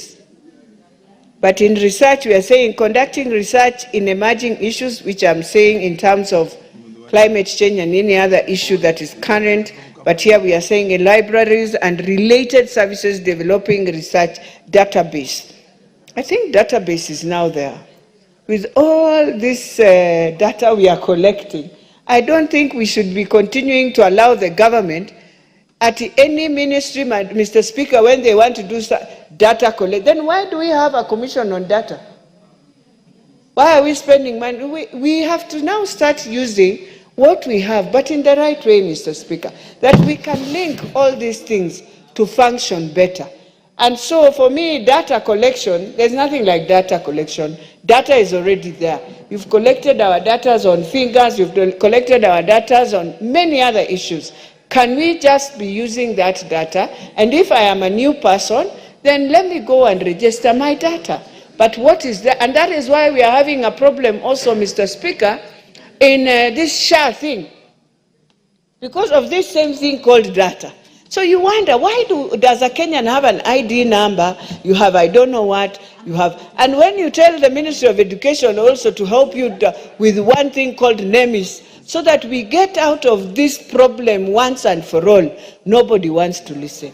If SHA would have told us that we are able to use a system that they've put in, we integrate everything, the better. Then nobody will be complaining, Mr. Speaker. So as we do these libraries, let us not put in things that already we have systems that are functioning. Those systems must integrate each other. We have information, communication, and technology, ICT control.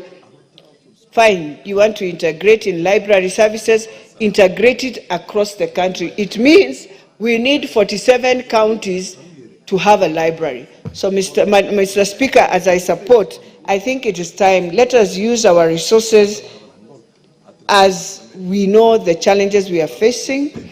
Let us not spend extravagance in every sector. We just put some. And these committees we are putting, we must ask ourselves whether they are viable, because nowadays many things you can just do using technology. We don't really need to all the time have committees to function so that something can function.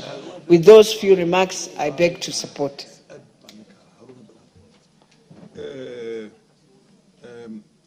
The Honorable Mazamzam, followed by MP for Wajir North, Sani. Zamzam Chimba. Asante sana Mheshimiwa Spika. Na mimi niweze kuchangia kwenye mswada ambao umeletwa bungeni leo, Mheshimiwa Spika. Mheshimiwa Spika, wakati wetu kama tunakuwa, Mheshimiwa Spika, ilikuwa tuna library sehemu moja ambayo ilikuwa tukiita Kenya National Library Services, Mheshimiwa Spika.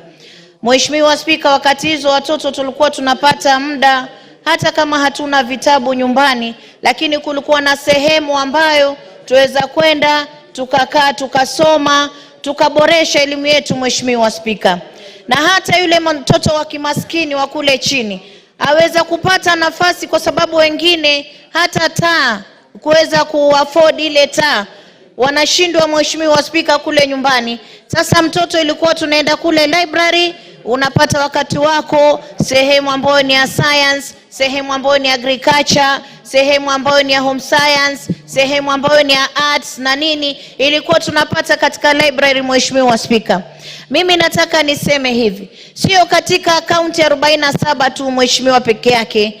Hapana Mheshimiwa Spika, ingewekwa mpaka kule kwenye constituency levels, kwa sababu kuna constituencies zingine ziko mbali sana. Mtoto kusafiri kutoka huku kwenda kwingine ni mbali. Kwa hiyo ingekuwa kila mbunge anawezeshwa kuweza kupata library katika constituency yake Mheshimiwa. Isiwe library tu ya kuitwa library Mheshimiwa, iwe ni library ambayo imefadhiliwa na vitabu vya kutosha, iwe imewekwa computers, iwe imewekwa kila kitu ambacho kinahitajika kwa mwanafunzi kuweza kujikwamua na kupata elimu Mheshimiwa Spika.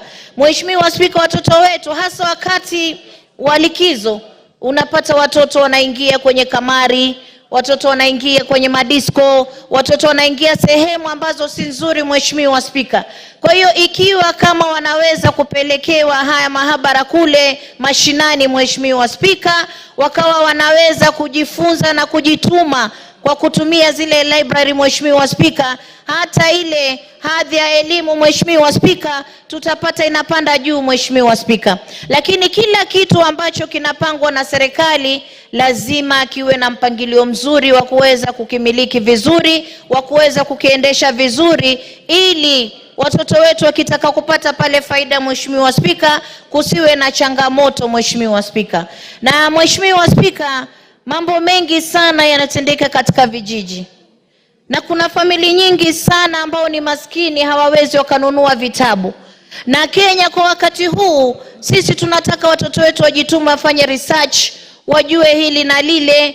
Juzi tumezungumzia hapa mambo ya Konza ambao ilikuwa na wakileta mambo ya kufanya zile digital hubs Mheshimiwa Spika, kwa sababu tunataka ienee Kenya nzima Mheshimiwa Spika. Watoto wetu, vijana wetu wapate mwanya wa kuweza kujituma Mheshimiwa Spika, na kujiweka katika mfumo wa elimu ambao si kutegemea tu mwalimu darasani peke yake Mheshimiwa Spika, ila wanaweza kuingia katika library wakaweza kujiboresha katika elimu Mheshimiwa Spika. Juzi mimi nimeletewa barua na skuli tofauti ndani ya Mombasa County Mheshimiwa Spika. Ingine nimeona ilikuwa Jomvu Secondary School, Jomvu Girls, wameomba kujengewa library Mheshimiwa Spika, kwa sababu hii ni sehemu ambayo wanahitaji sana. Pengine wengine wengi wanaweza kusema pengine waone umuhimu Mheshimiwa Spika, lakini kama mama Mombasa naona kuna umuhimu si county peke yake, lakini mpaka kwenye constituency level hizi libraries ziweze kupelekwa. Na Mheshimiwa Wanyama amefikiria kitu kizuri sana kuweza kuleta katika bunge hili, manake ni katika sheria tu tukiweka ndio kitu kama kile chaweza kikaendeshwa vizuri bila kuwa na bugdha Mheshimiwa Spika. Mheshimiwa Spika, bili hii si ndogo, ni nzuri sana. Na mimi naomba wabunge wenzangu tuweze kumuunga mkono mwenzetu ili tuweze kupatiana mwanya wa watoto wetu kuweza kusoma Mheshimiwa Spika. Kwa hiyo namuunga Mheshimiwa Wanyama na nasema tuendelee kushika kasi, tuendelee kuwapa watoto wetu nafasi za kusoma, tuendelee kuboresha elimu ya watoto wetu, kwa sababu ndio uti wa mgongo wa taifa lolote. Lazima mtoto awe na elimu ya kutosha, awe ni maskini, awe ni tajiri, lazima tuangalie watoto wetu wanapata elimu Mheshimiwa Spika. Asante sana kwa haya machache, na waachie wenzangu waweze nao kuchangia. Asante sana. Kabla Mheshimiwa Wajir North, Wajir Kaskazini kabla hajaanza kuzungumza, nataka niwakaribishe wanafunzi wa kutoka shule ya upili wa Mudhwani ya vijana na wasichana, maanake kwa kimombo mixed secondary school, katika kata ya constituency Mboni Makueni. Karibuni sana, mjionee wenyewe vile wanasiasa ama wabunge wanavyofanya hudumia nchi hii na kushughulikia mambo mengi. Nataka nimpe nafasi mheshimiwa kutoka sehemu za mashariki ama ile inaitwa kusini ya mashariki ama South Eastern.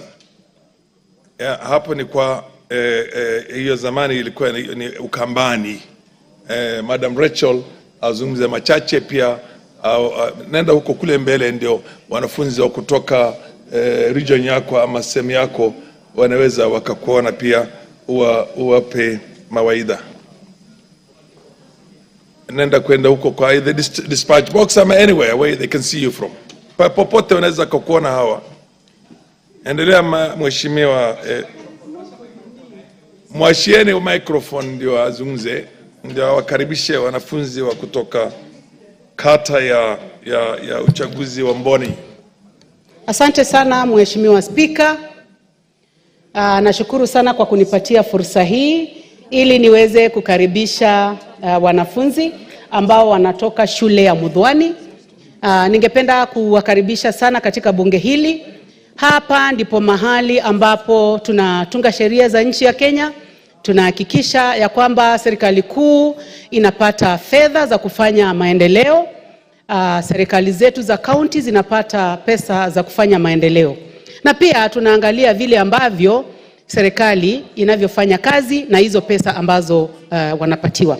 Kwa hivyo, bila kuharibu wakati, Mheshimiwa Spika, nashukuru sana na ningependa kujiunga pamoja na wewe kama spika ambaye ako kwa kiti kwa wakati huu, pamoja na wabunge wale wengine, pamoja na spika wetu the Honorable Dr. Moses Masika Wetangula, kuwakaribisha wanafunzi na kuwaambia wasome kwa bidii kwa sababu wao ndio viongozi wa kesho. Asante sana Mheshimiwa Spika.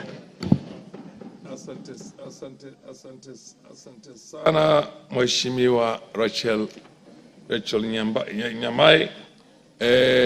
Mheshimiwa wa Wajir Kaskazini, endelea na kuchangia hoja iliyoko mbele yetu leo. Thank you, Mr. Speaker. The National Library Service Bill 2023 is quite a straightforward bill.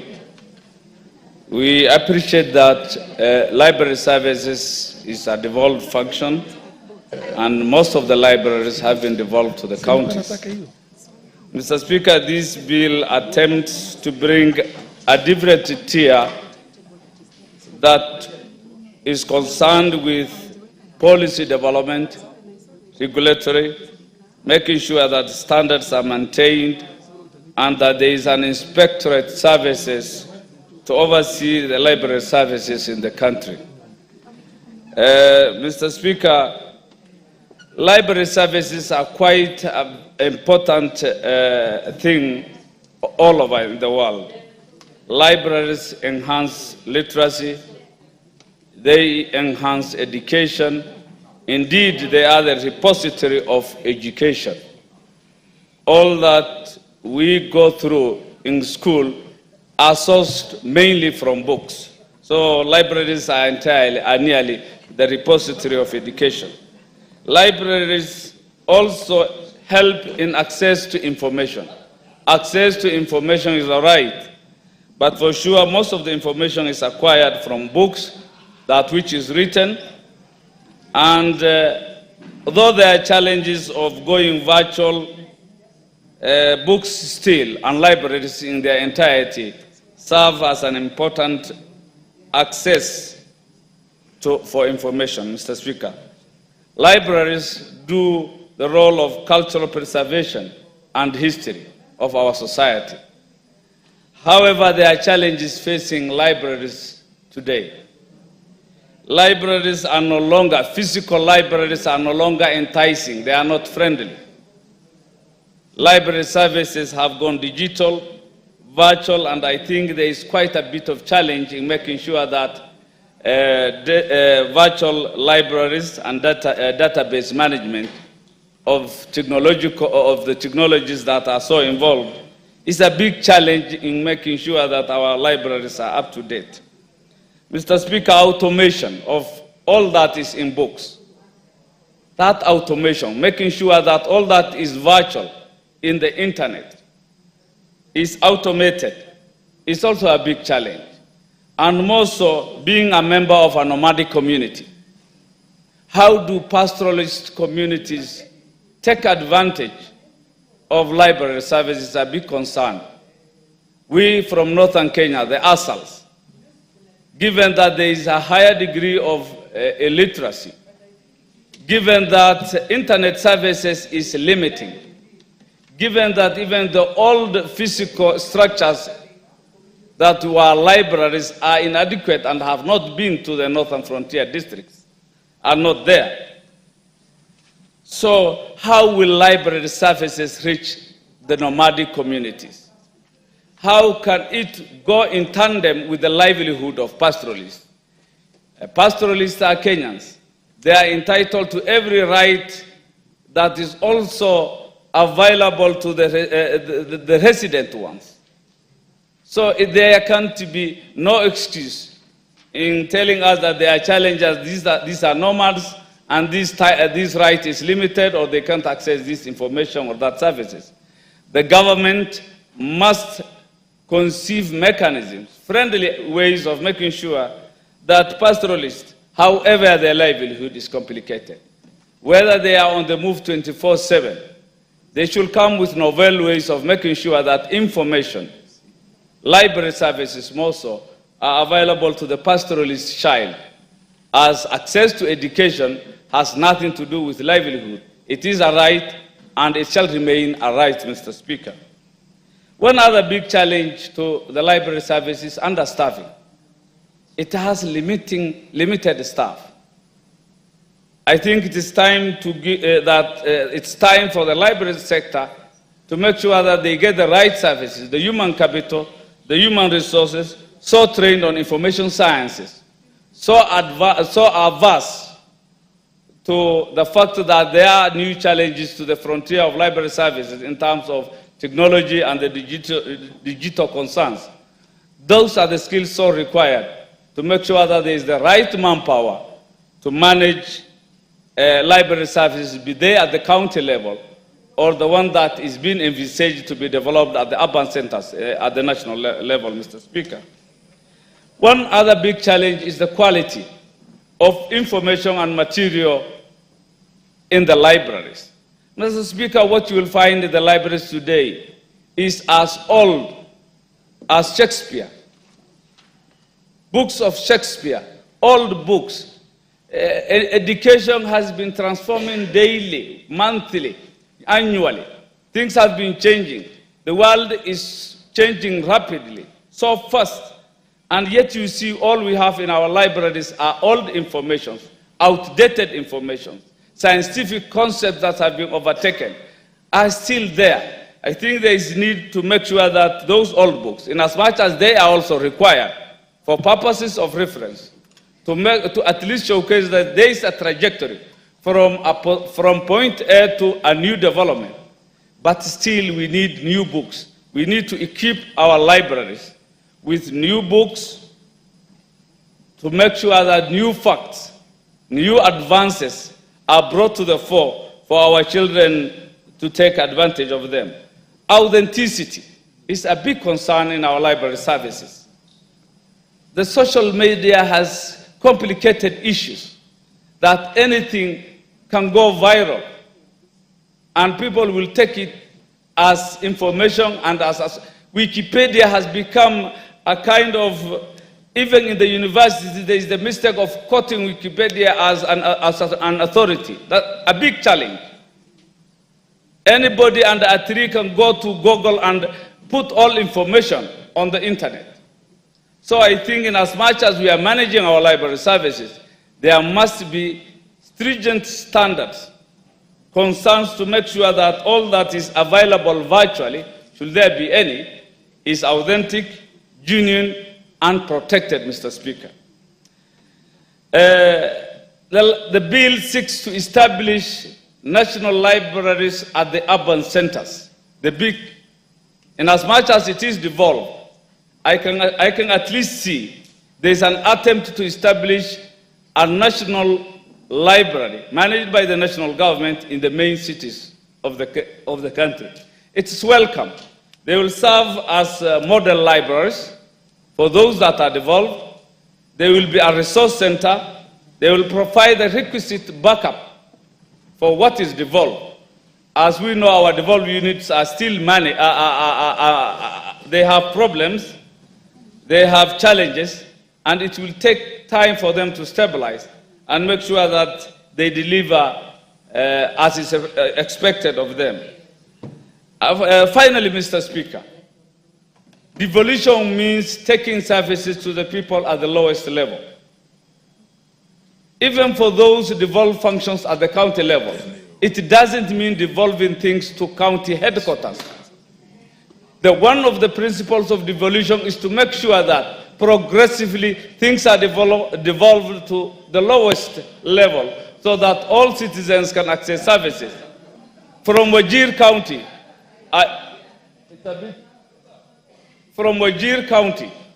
I expect libraries to be in all sub-counties of Wajir County, Mr. Speaker. I know there is a library in Butte, though dysfunctional and not in good state. I look forward to a situation when we will have a library in Buna sub-county, in Korondile sub-county, in Eldar sub-county, and all the sub-counties. It doesn't mean the fact that things have been devolved. They will still be centralized at the county headquarters. We are making a big mistake that devolution means taking things to county headquarters only. Devolution means cascading these things to the lowest of the low. The remotest areas should be able to access this service. Without much ado, I support the bill, Mr. Speaker. Thank you. Mheshimiwa Millie Odhiambo wa kutoka eneo la bunge la Suba Kaskazini. Akifuatwa na Mheshimiwa wa Dagoretti Kusini. Endelea Mheshimiwa Millie Odhiambo. Thank you, Mr. Speaker, for giving me this opportunity, and also thank you for intimidating us with Kiswahili.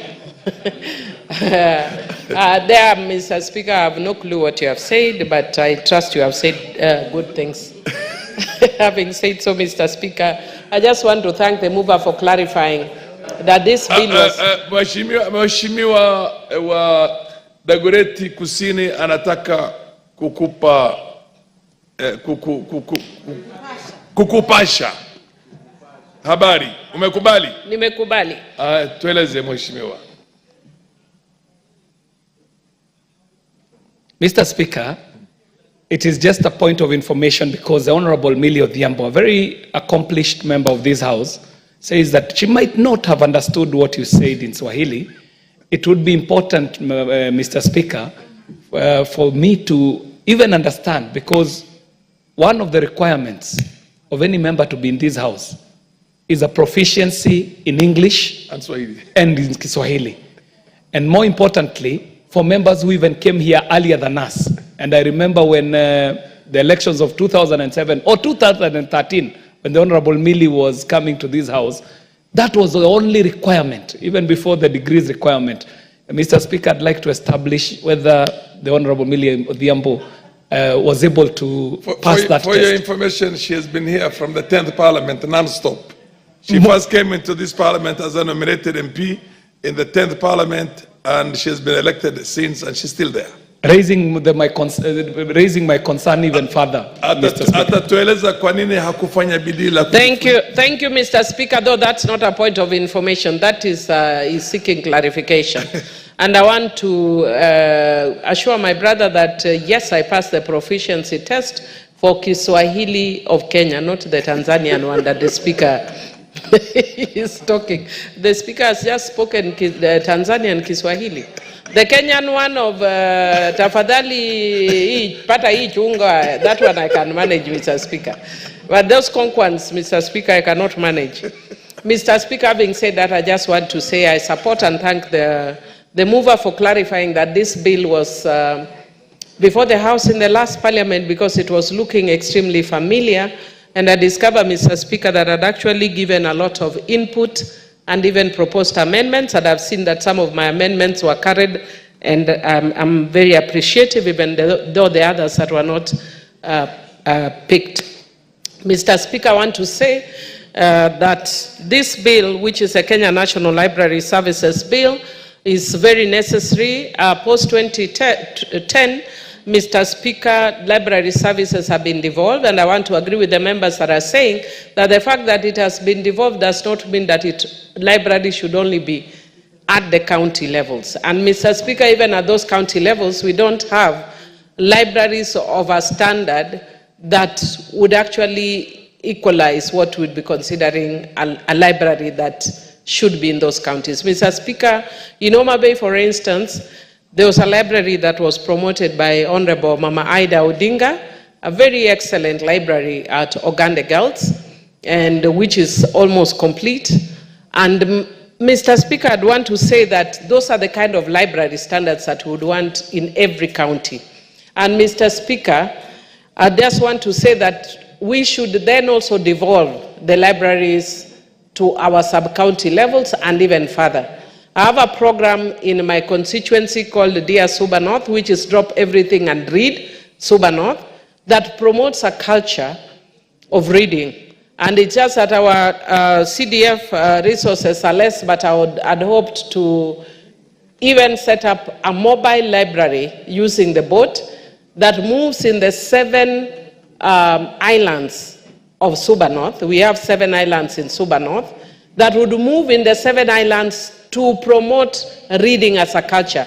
I am an avid reader, but I'm also a writer, Mr. Speaker. I've only last week launched one of my books, Rig or Be Rigged. Currently, I'm concurrently writing 6 other books. I am a very passionate reader and writer. And Mr. Speaker, that is why, and the reason why I do this is because I know reading has actually enabled me to be who I am. I was lucky to have a mother who went to school at a time when women didn't go to school. And my mother encouraged a reading culture in our household. And because of that, most of us, even though she was a widow with 8 children, in fact, almost all of us went up to university, despite the fact that she was a widow, because she encouraged a reading culture in our lives. And I know that through digitization, which I actually proposed certain amendments in the earlier bill, through digitization, we have, or we can open up the world and get more information and get opportunities, Mr. Speaker.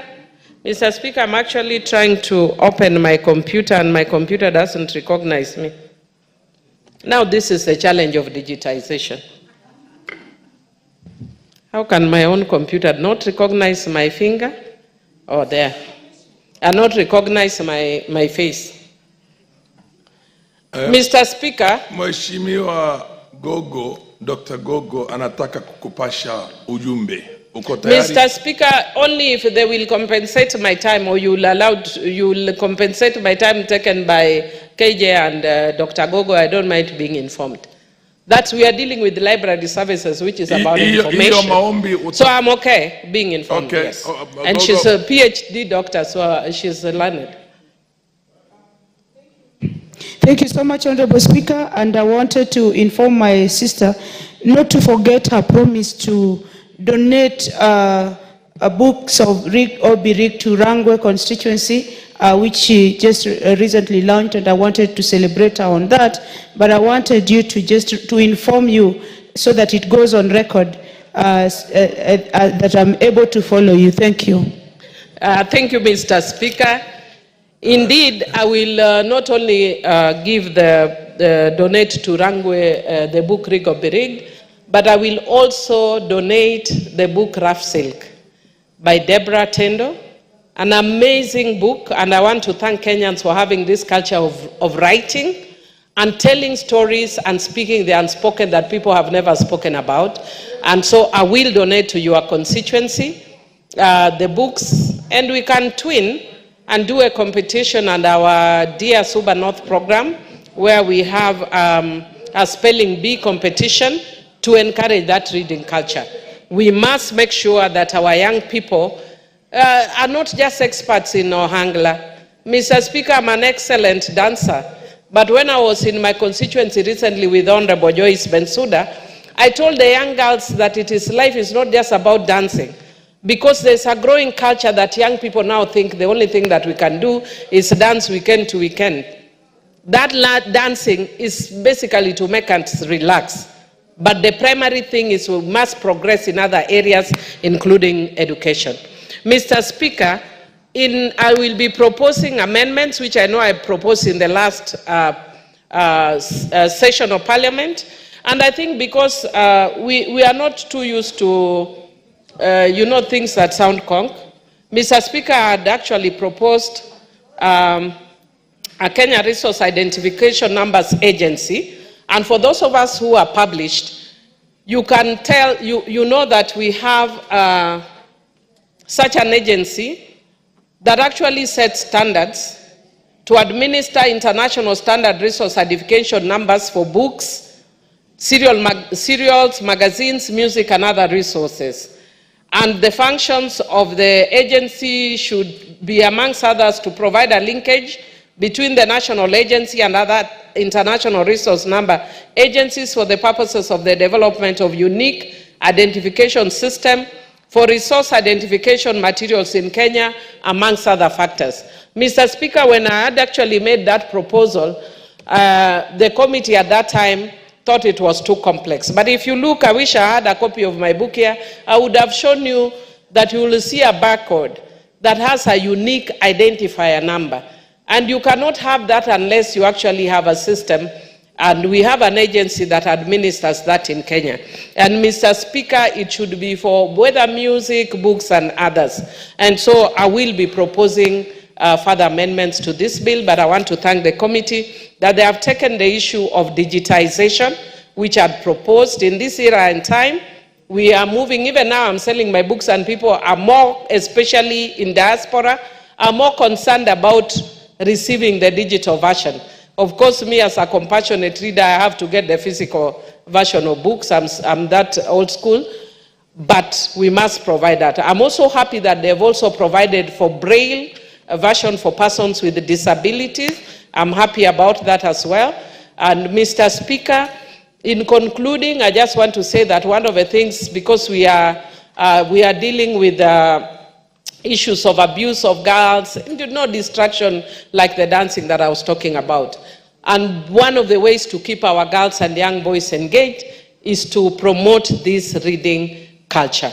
I thank you, Mr. Speaker, and I support this bill with proposed amendments. Mheshimiwa wa Dagoretti Kusini akifuatwa na Mheshimiwa wa Kilgoris. Honorable Speaker, I thank you. And I take this opportunity to first thank the committee led by the Honorable Wanyama for processing, and the committee members of this amazing committee for processing such a good bill for us to be debating. Allow me, Mr. Speaker, to... Yes, the Honorable Emilio Odhiambo is on a point of order. Sorry, Mr. Speaker. Mr. Speaker, Honorable KJ, I don't know if it's KJ or Lillian, when one of them was raising the point of orders and had spoken to the issue of attending my lunch. Could I please just say, give my gratitude to the members of Parliament who came for the lunch and supported. Members came overwhelmingly, and I just want to thank you. I don't take it for granted. And the office of the clerk, I just want to thank you Fair for enough. the support. It's not a point of order, but nonetheless, I think it's taken. It's taken with the dignity. Mr. Speaker, I would also like to request that you protect my time. Proceed, I'll protect you. Thank you. And Mr. Speaker, I was thanking the committee under the leadership of Honorable Wanyama and the members of this committee for processing this bill that had come to us in the last parliament. Preliminarily also, Mr. Speaker, because we are talking about libraries and repositories of knowledge, Mr. Speaker, allow me to also congratulate the Honorable Millie Mabona Odhiambo, who has recently launched a book by the name Rig or Be Rigged, a book which I would recommend to every member of this House, and especially members of the Fair Agenda, the younger members of Parliament who are joining politics at a very young age. they might want to have a look and a read of the book that was launched by the Honorable Millie Odhiambo. Mr. Speaker, we are here talking about a bill that is seeking to establish the Kenya National Library Service so that we're able to provide for the management of the Kenya National Library Services and for other connected purposes. And Mr. Speaker, we are speaking at a time when we understand that library services were devolved to the counties. But Mr. Speaker, with this devolution, a tragedy was occasioned upon this country. When the libraries were devolved to the counties, they were actually devolved to the counties to go and die. The situation was already so dire before even we devolved libraries, to a point where the joke was being made that if you want to hide anything from a Kenyan or from an African, hide it in a book. Because it was known that Kenyans do not read, Africans do not read, and this would be a time when we would be disabusing this notion. However, counties have not stepped up to the plate to protect these repositories of knowledge known as libraries. Neither have counties worked hard enough to bring the libraries that are in this country up to speed with the technology and the times, Madam Speaker. Madam Speaker, this bill is spelling out the purpose of this piece of legislation if it becomes law. And it is saying that the purpose of this bill is to preserve national documentary heritage and to be able to distinguish between the functions of the Kenya National Library Services from other public libraries. Madam Speaker, the issue of the preservation of national documentary heritage is critical for this country, and especially at a time like this. Madam Speaker, when myself and yourself were in the university, I used to be part of a troupe called the Kenyatta University Traveling Theatre. And it ended up giving birth to a show known as Ridiculous, which ended up being one of the most watched shows in Kenya's history. And at that time, it was billed as the most watched show at that time in East and Central Africa. And what I learned then, Madam Speaker, is that with every production that we made, there were people who were seeking out the content for preservation. One of such people is the Library of Congress in the United States of America. They were keen to have every single episode of Ridiculous documented and deposited at the Library of Congress for records, Madam Speaker. You can imagine that if I wanted Ridiculous today, I might not get it in any of the Kenyan libraries, Madam Speaker. It tells you what tragedy we have gotten into with these libraries, Madam Speaker. But even more importantly, Madam Speaker, we are in what is being called the 4IR, the Fourth Industrial Revolution, which shall be driven by data. But as we speak today, the situation of data representation is in such a way that we might be walking back to the era that we were in times of colonization and in the times of slave trade, where the extractive economy was the order of the day. Knowledge being extracted from this continent and being imported to other places, so that if you look at London today, look at New York, look at big cities in the East, these are cities that have been built on the back, the blood, the sweat, and the tears of the African, Madam Speaker. But even more tragically, that story is not recorded anywhere.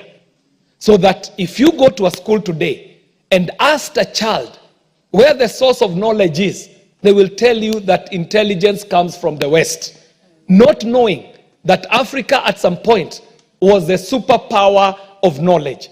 And in fact, Madam Speaker, it was just the other day that we were here in this floor having a conversation with the Honorable CNN and talking about the great libraries of Africa, the great libraries that were in Mali, that were in Cairo, that were in this land that we call Abyssinia or Kush kingdoms, that were in the area that we live in today, the great libraries of South Africa.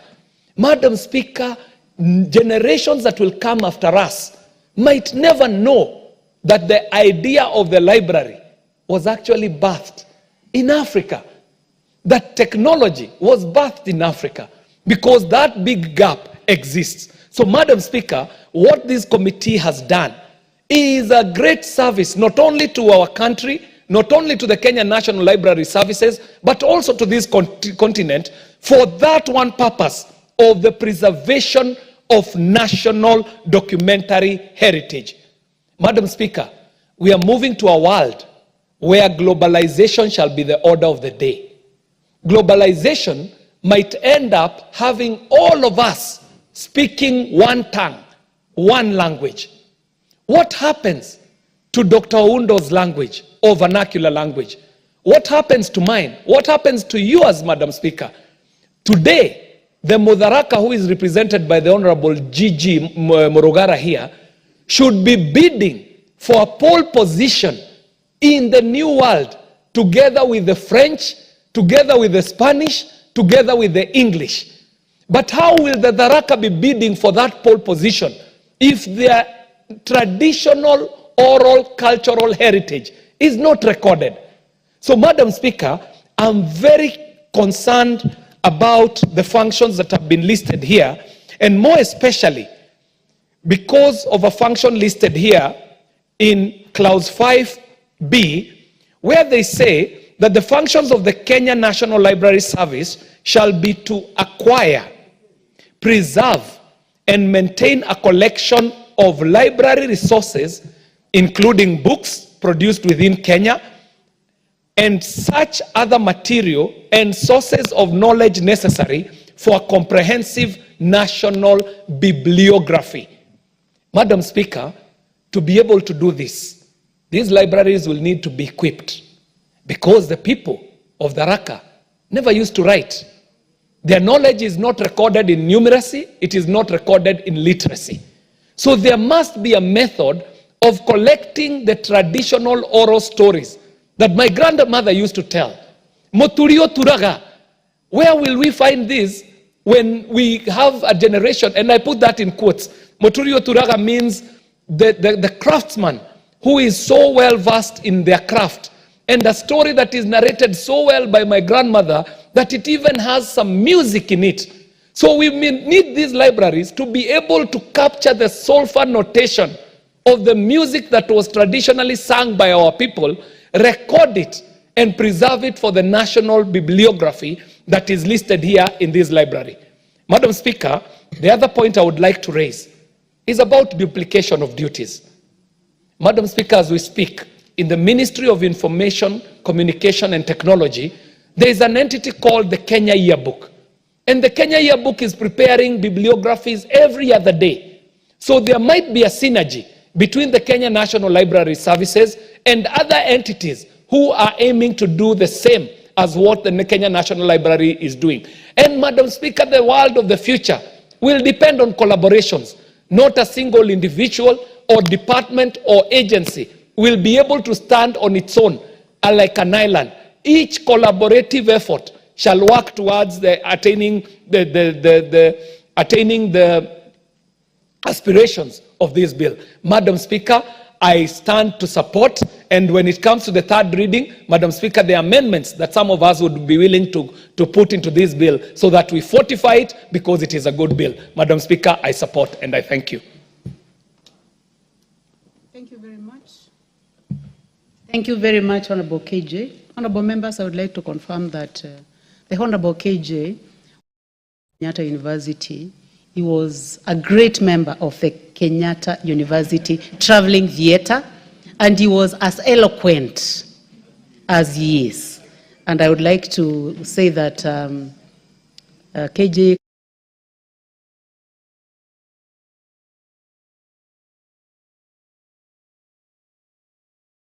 Goris. So you may proceed, the Honorable Sonkuli. Madam Speaker, thank you very much for this opportunity, speaking after very eloquent members, as you have confirmed, the Honorable KJ, and before him, Honorable Billy Odhiambo. Madam Speaker, I think last week or so, we debated a motion which was brought by the Honorable KJ. And this was to do with museums that had a tilt towards science. This bill, of course, is a general library issue. And I'm in the health committee, and most of the people in that committee are people whose mentality is science. Unfortunately for me, I am actually an arts person. And, Madam Speaker, I support this bill by the Honorable Wanyama. But while I support, I also lament that we are doing two things that are opposite. One, we are establishing a library service that is national, and then at the same time, we have devolved the libraries. And I totally agree with the Honorable KJ that the devolved part of the libraries might not see the light of day if the mentality of governors continues to be what it is now. Because first of all, the reading culture in Kenya has gone down.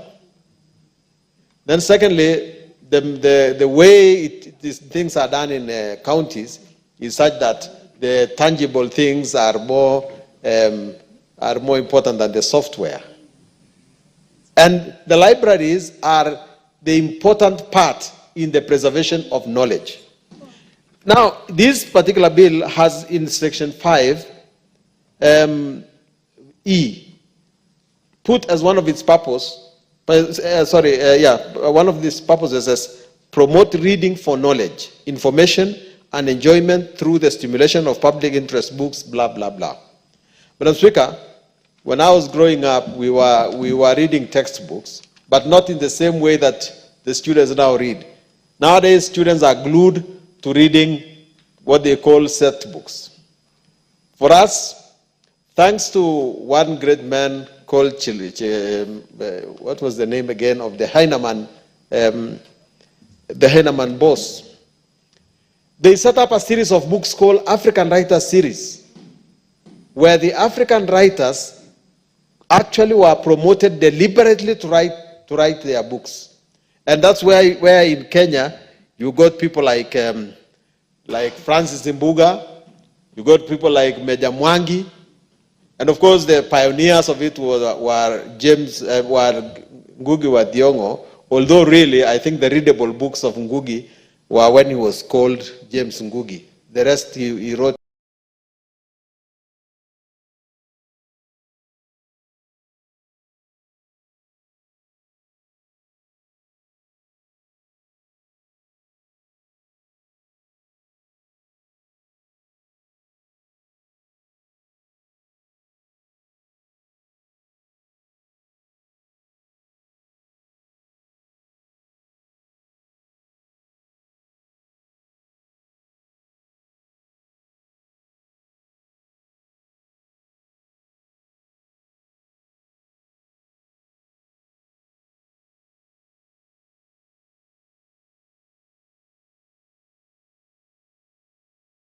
Back to reading. And that is good. But let us also use this purpose of the library to deliberately promote our young people to write creative literature, novels, fiction, because that also helps them in a great deal. And the work of this library will therefore be to promote them, but also to create a space where these things are seen, where they are read. And I will look forward to a situation where I can have a library in Kilgoris. And therefore, the CDF should be coached in such a way that it can actually enable the promotion of libraries within our constituencies. But at the national level, we need this as a grand plan. We need a good library in Kisumu. We need a good library in Eldoret, in Nakuru, in Mombasa, in the big cities, so that people can go there to actually celebrate and read and take readership into account. Now I can see Mr. Speaker. And Mr. Speaker, one of the things I had my friend KJ say talk about libraries being equipped. one of the other good things about libraries, if you don't have all the equipment there, if you don't have all the books there, you link to other libraries. In the university, one university in Leicester where I did my master's, I didn't have to get all the books. I just requested the university to link me to their other libraries. And this is important because generally the universities in Kenya should be able to establish good libraries so that you can link, if you are in the National Library Service facility, you can actually connect to the University of Nairobi. My university, the University of Nairobi, has a good library. And we can actually link ourselves to that university. We have to create libraries that link themselves to major libraries. But, Mr. Speaker, I agree. When you look at some of these libraries today, they are very archaic. I actually used to think that we have a wonderful Kenya National Archives until the other day when I sent my researcher to go to get some items there. Mr. Speaker, you will be shocked. We are not running those institutions to the satisfaction of the present, let alone for the future.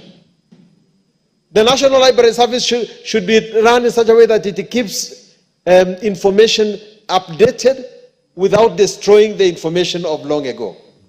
I wanted to know what happened about the migration of the Maasai from Eldoret, because our colleagues in Eldoret do not know that actually that land was ours until just the other day. When I try to get the records, I can't get them. They were there, somebody took them, and you can't find it. So we have to put knowledge in our computers. We have to preserve knowledge in the libraries in such a manner that it will be satisfactory for the future. The establishment of libraries is a good idea. But I dread to think that the government may not even find money to do that. I know that it is not a priority, but it is up to us, those of us who believe in reading, to make sure that the government finds money to make libraries work in Kenya. And to a great extent, Honorable Wanyama, write this bill in such a way as to preserve enough control at the center. Don't devolve everything. And I think the best way to do it is the way we have done the hospitals. I think you better have a level 1 library, which can be managed somewhere, and a level 2 library. And then you can have a level 5 library, which must be managed by the central government here. Because if you don't do it, if you give everything to the counties, you have actually killed our libraries. I wish to thank you very much for this bill. Mr. Speaker, I hope that the young people of our country will actually go back to the books, and that we stop a culture where we can actually hide our money inside our books because our sons will not find it. And I beg to support. The Honorable Rachel Mayamai. Thank you very much, Honorable Speaker, for giving me this opportunity. I would like to start by saying that I support this bill done by the Honorable Wanyama through the departmental committee, which he chairs. And I would like to thank the members, including the members who are in this house, including the Honorable Charles Nguna, who has put a lot of effort in it. And Mr. Speaker, this is a very important bill. And I would like to say that there was a big attempt to make it pass in the 11th Parliament, and it was not completed, and it is here with us again, so that this August House in the 13th Parliament can do it.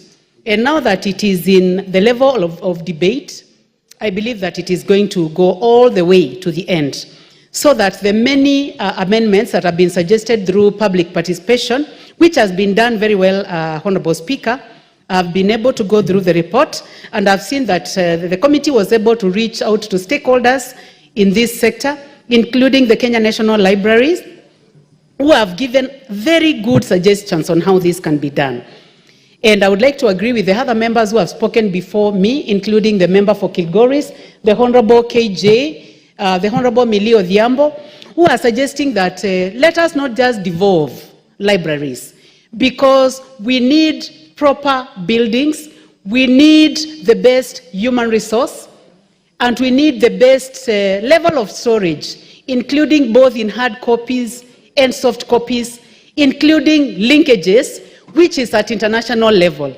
So, Honorable Speaker, when we leave this at the counties, we may end up losing because they may not have the financial capacity, the technical capacity, and also the ability to link internationally. So I would like to agree with the other members. Honorable Speaker, beyond the national libraries, they were also able to reach to the Kenya Library Association and also the Council of Governors and many other stakeholders to enrich this bill. And I believe that in the third reading, it will be richer than it is. Honorable Speaker, Kenya will be joining other countries that have national libraries that include Iceland, India, Indonesia, Iran, USA, Belgium, Denmark. Honorable Speaker, where I went to school. And I want to say that Denmark, Mr. Speaker, is one of the countries that encourage the culture of reading. Not only, in fact, they start with their own language, the Danish, that their children are experts in Danish, and they understand the Danish culture, and they understand the Danish language. Then now children start going to other countries after understanding and appreciating their own culture. Back home here, we have many other countries that have taken up, Algeria, Angola, so Kenya will be doing what other African countries are doing. So, Honorable Speaker, as I join the other members in appreciating that this is a very important bill, it is going to help us pick from where the Honorable KJ left. And last week, we were debating the matter of having museums within our counties. And I think this is bringing a linkage between the museums and also libraries. That we are going to have a way of securing books, our journals, our stories, not only in English, but in our native languages, Kiswahili, and then now to English. Honorable Speaker, we have realized that data is not just data, but data can be used for economic purposes. We have seen people who have enriched themselves through storytelling, telling stories in their own language, these stories going to YouTube, being transcribed in other languages, and people making money out of it. So it is not only for preservation of culture, but also for economic value. That we have young people, Honorable Speaker, today, who are highly talented. Mr. Speaker, you should have seen the talent that we had in university. Myself and the Honorable KJ, when we acted, I did not do it the way that the Honorable KJ did, but I was there. Mr. Speaker, I wish I was recorded. I was not recorded the way the Honorable KJ was recorded. Mr. Speaker, was so beautiful. You should have seen me dance. Now that was lost. I wish it was recorded, because now when I try to dance the way I danced when I was university, it does not come out the way it did, but I still try. But Mr. Speaker, if that was recorded, I had a very good figure. I've already lost it. No, we lost. We do not want the young people today to lose it. We want them to be recorded because it will be so encouraging for them to see how they were when they are old, looking back to themselves when they were younger. So, Mr. Speaker, I would like to say that this is a wonderful bill. It's going to be used to not only secure what we have as a country. I keep looking at the carvings from Wamunyu in Ukambani. Who will tell the story of the carvers? We may lose it.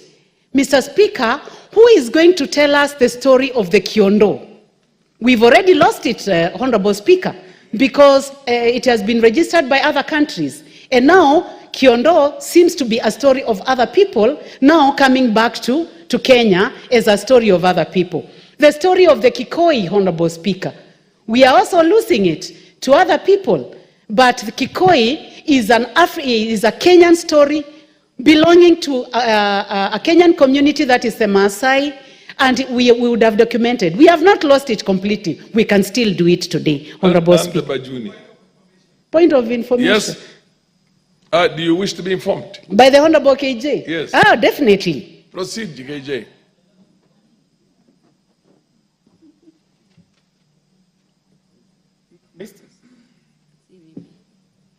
Proceed.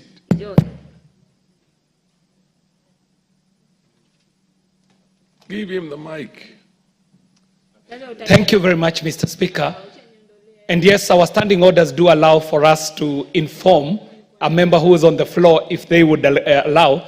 And Mr. Speaker, I am not standing to inform or confirm that the Honorable Rachel Nyamai was actually a very beautiful girl and she had an amazing figure. And it is true also, Mr. Speaker, that yes, she was a participant in the theater arts, she was a participant in the music when we were in the university. But that's not the information that I seek to offer. I'm seeking to offer the information that the Wamonyo covers have a great history about them. This is a history about one Kamba man who had some interaction with the Makonde people of South Africa and was able to learn this trade out of this Makonde man and came back home with this beautiful knowledge and craftsmanship and settled in a place in Machakos County called Wamunyu. And this is the point that I think the Honorable Rachel Nyamai is trying to say, that without the records, then this becomes a story that is untold. And yes, Mr. Speaker, what I needed to say is what I had said when we were contributing to the Science Museum contribution, that if you do not tell your story the way you want to tell it, it shall be told by someone else in a way that you don't want to tell. So I want to confirm, yes, it is true, and inform the Honorable Rachel Nyamai as of the history of the Wamonyo people and the covers. Thank you very much, Mr. Speaker.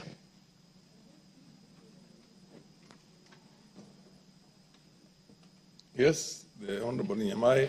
I don't know how many minutes you have, but... Thank you very much for information and confirmation by the Honorable KJ. And for relating the matter of the Akamba and the history and why it happened in Wamonyo. And I hope that this can be documented better. Honorable Speaker, also by appreciating our authors, I believe that we can establish a hall of greatness for our authors and for our leaders. And Honorable Speaker, this is the place which will encourage people even to write more so that they can see the value, and putting it at the top of appreciation as we appreciate and give people EBS, CBS, EGH, having our great authors like the Honorable Mili Odhiambo, the Honorable Duale, the Honorable Baba, Raila Amolo Odinga, among other people, and the Honorable Kalonzo Musyoka, who have written books and having them appreciated in a place where they'll feel great that they've done work for Kenyans. So, Honorable Speaker, I would like to appreciate what Kenyans have been doing. I've been watching a lady called Lily Ngoge. I have problems pronouncing the word Ngogi. Honorable Speaker, because in Kikamba there is no G without N.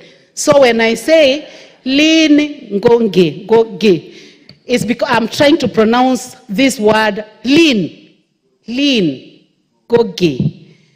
She has done a wonderful job, Honorable Speaker, trying to document our stories. I've seen her moving towards politics, but she has done a lot to tell the story of Kenyans.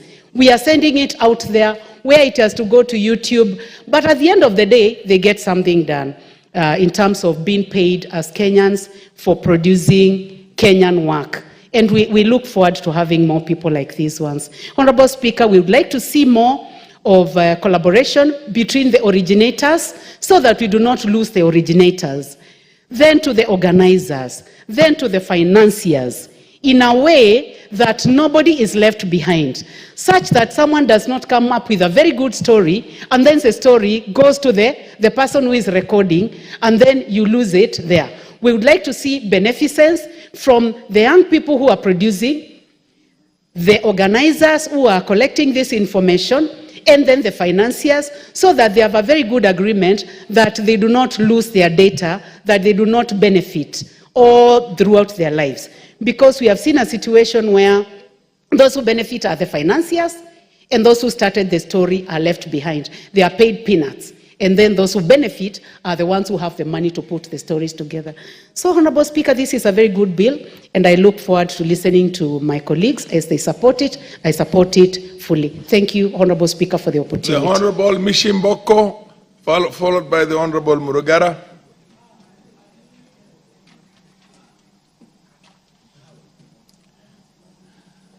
Honorable members, most of you will have a bite at this, so don't worry. Give me the mic, Honorable Speaker. Can you move to the next one? I made to understand that the one you're trying to use has issues. Okay, there you go now.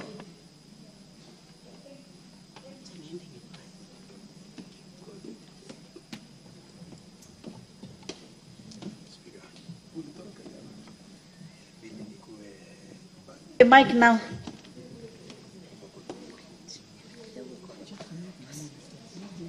Thank you, Honorable Speaker.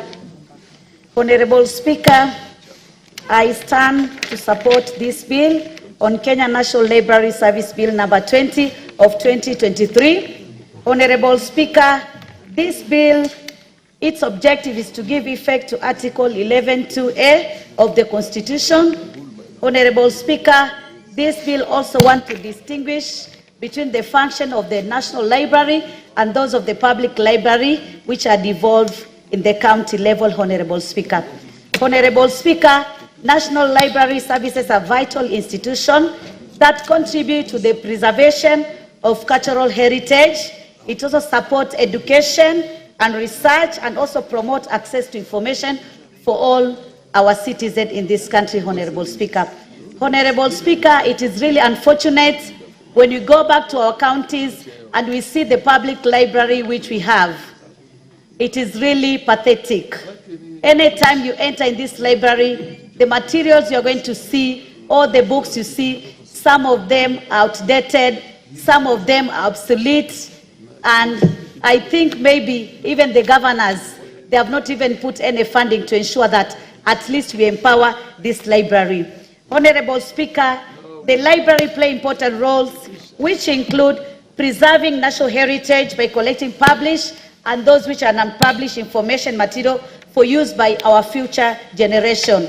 Honorable Speaker, my sister Rachel has talked lengthily on so many areas whereby we need to keep deposit of all those information for our future and even current generation, Honorable Speaker.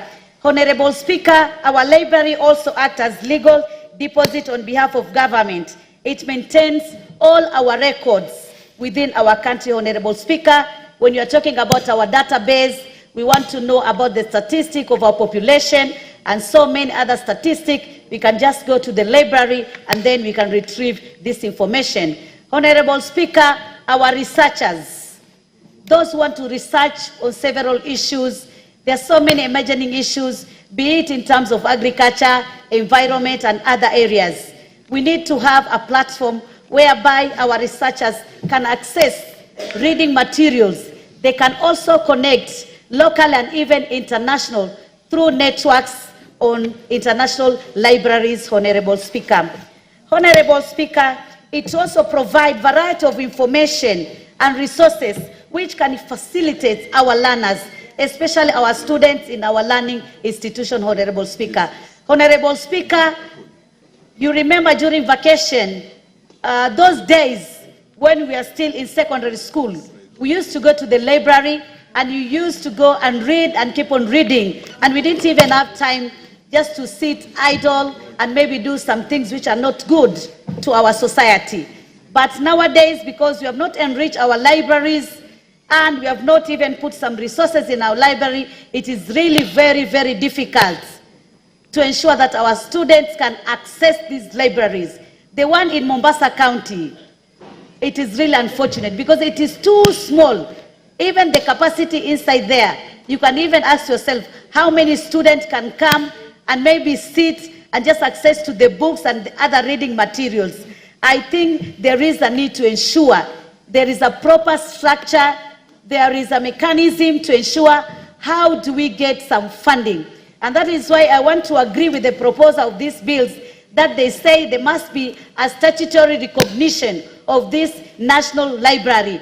And again, they must have some authority, and rather maybe some degree of autonomy, so that they can have some competence in terms of management to ensure that this is a very vital platform to ensure that we encourage the reading culture, because this is the only way we can ensure that education can flourish, Honorable Speaker. Honorable Speaker, I also want to say that this bill is very special and very important in our country in terms of socio-economic development, Honorable Speaker. Because, Honorable Speaker, anytime you ensure you build the reading culture, the culture of reading, this is the only way that we can ensure that Kenyans can be critical thinkers.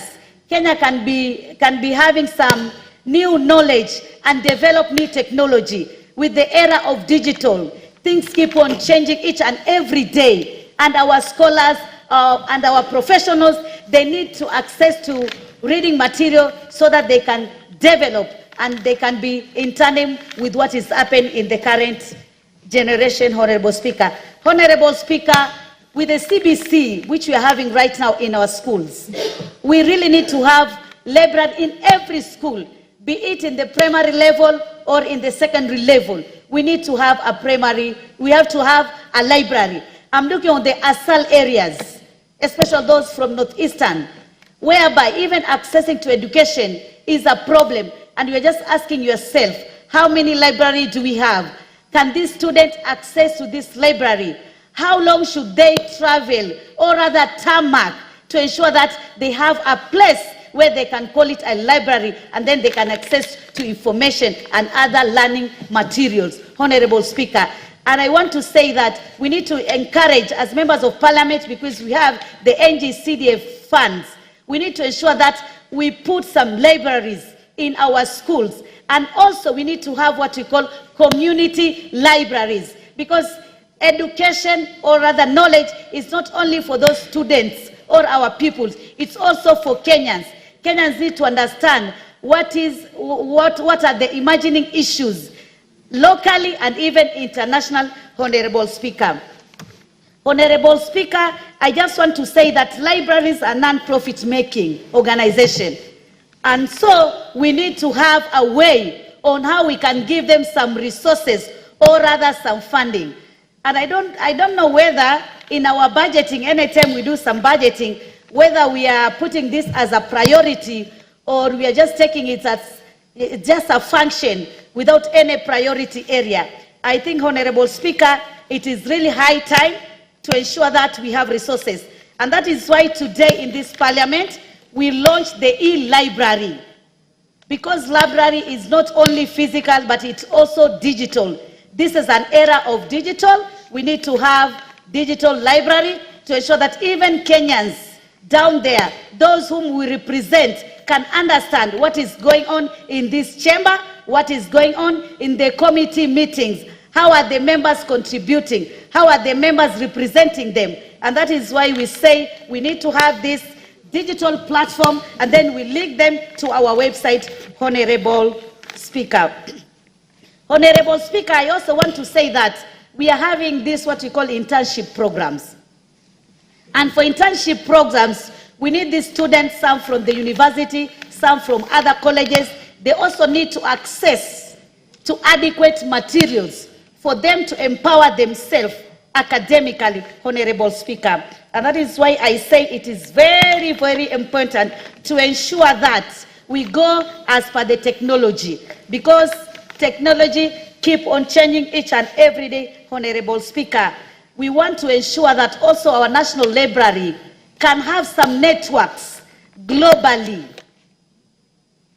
so that at least our scientists, our entrepreneurs, our innovators can also have a platform where they can converge, discuss, share ideas, and develop some technologies which maybe can assist us in having some solution in the emerging problems which are encountering in our country, Honorable Speaker. Honorable Speaker, this bill has talked about maintenance of our record.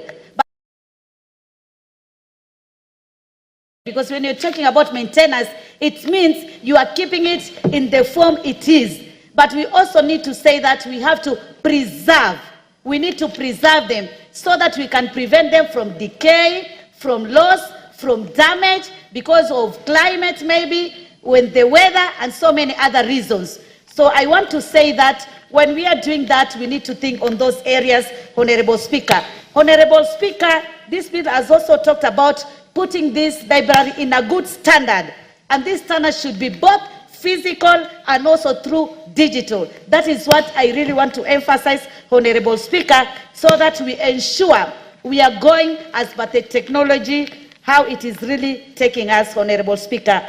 Honorable Speaker, I really want to emphasize that we ensure our schools will have this library. I don't know what are we going to do as per NGCDF, that maybe we can put some policy to ensure that at least any school you build as a member of parliament, you need to ensure that we also get a library within that school, so that we ensure all our schools will have some library at the grassroots level. Mheshimiwa, you are not on record now. You've exhausted your 10 minutes. It's Murugara, followed by Eva Bara, and then followed by Madam Ombaka. Thank you. Thank you very much, Mr. Speaker. Mr. Speaker, allow me also to rise and support this bill, a very important bill we debate today. And I begin by thanking the Honorable Daniel Sitati Wanyama, the chairperson of the committee on Departmental Committee on Sports and Culture.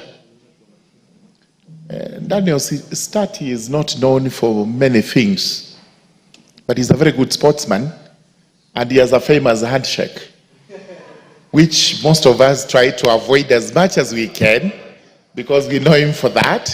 He's also a great sports person. What's your point of order? The MP for, is it Mingi West? Proceed. Yes, Mr. Speaker, I just want to inform my colleague, Honorable Murugara, that Daniel Wanyama is a well-known volleyballer who was the captain of Kenya team during the Olympics, and is famous for sports, because I have done many relay sports, especially Yala games, and he is well known in Parliament for representing Kenya, not only in Kenyan Parliament, but also across East Africa, Mr. Speaker. So I think Daniel Wanyama is a well-known person with many personalities. The chair is going to allow your compliments, but that's not a point of order. Proceed. Brugara. But the compliments, I'm sure, are well taken by Daniel. Thank you very much, Mr. Parliament Speaker. Is happy that one of their own has an image outside. Thank you very much, Honorable Speaker. Brugara. And thank you very much, Honorable Charles Guna, CNN, for that unsolicited information, because I didn't solicit for it. But thank you very much. Charles Nguna is from Mwingi West, which is not far from Tharaka. In between lies the vast Mwingi North constituency. Then you cross Tana River into Tharaka. I was just giving accolades to the chairperson of the Committee on Sports and Culture, because he's known for several things, the topmost being a great sports person in this republic. And then he has the famous handshake, which not many of the parliamentarians here wish to come into contact with it. But excellent job done here to bring this bill, which is supposed to make a distinction between the Kenya National Library Services and the public libraries, which are found in the rural areas, which are manned by counties.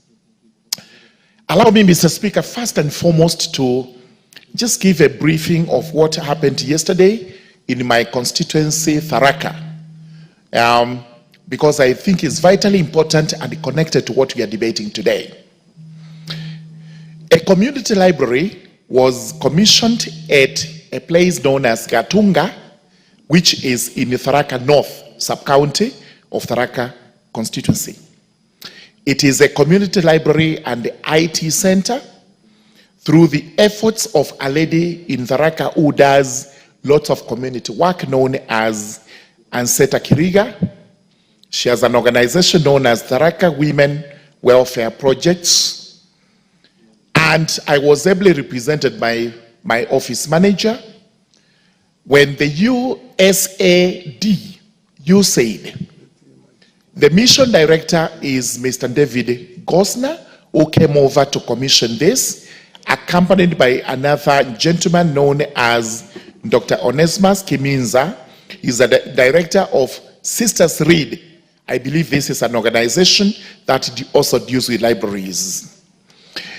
Yesterday, I was able to donate more than 3,500 books donated to me by a gentleman by the name Douglas Mugendi from Tharaka Nithi. He has an international NGO known as Solidarity International Trust, and therefore he does this charitable work, for which I'm grateful. I'm grateful to USAID and the Sisters Read and the lady Anseta Kiriga, because this is what we are debating today.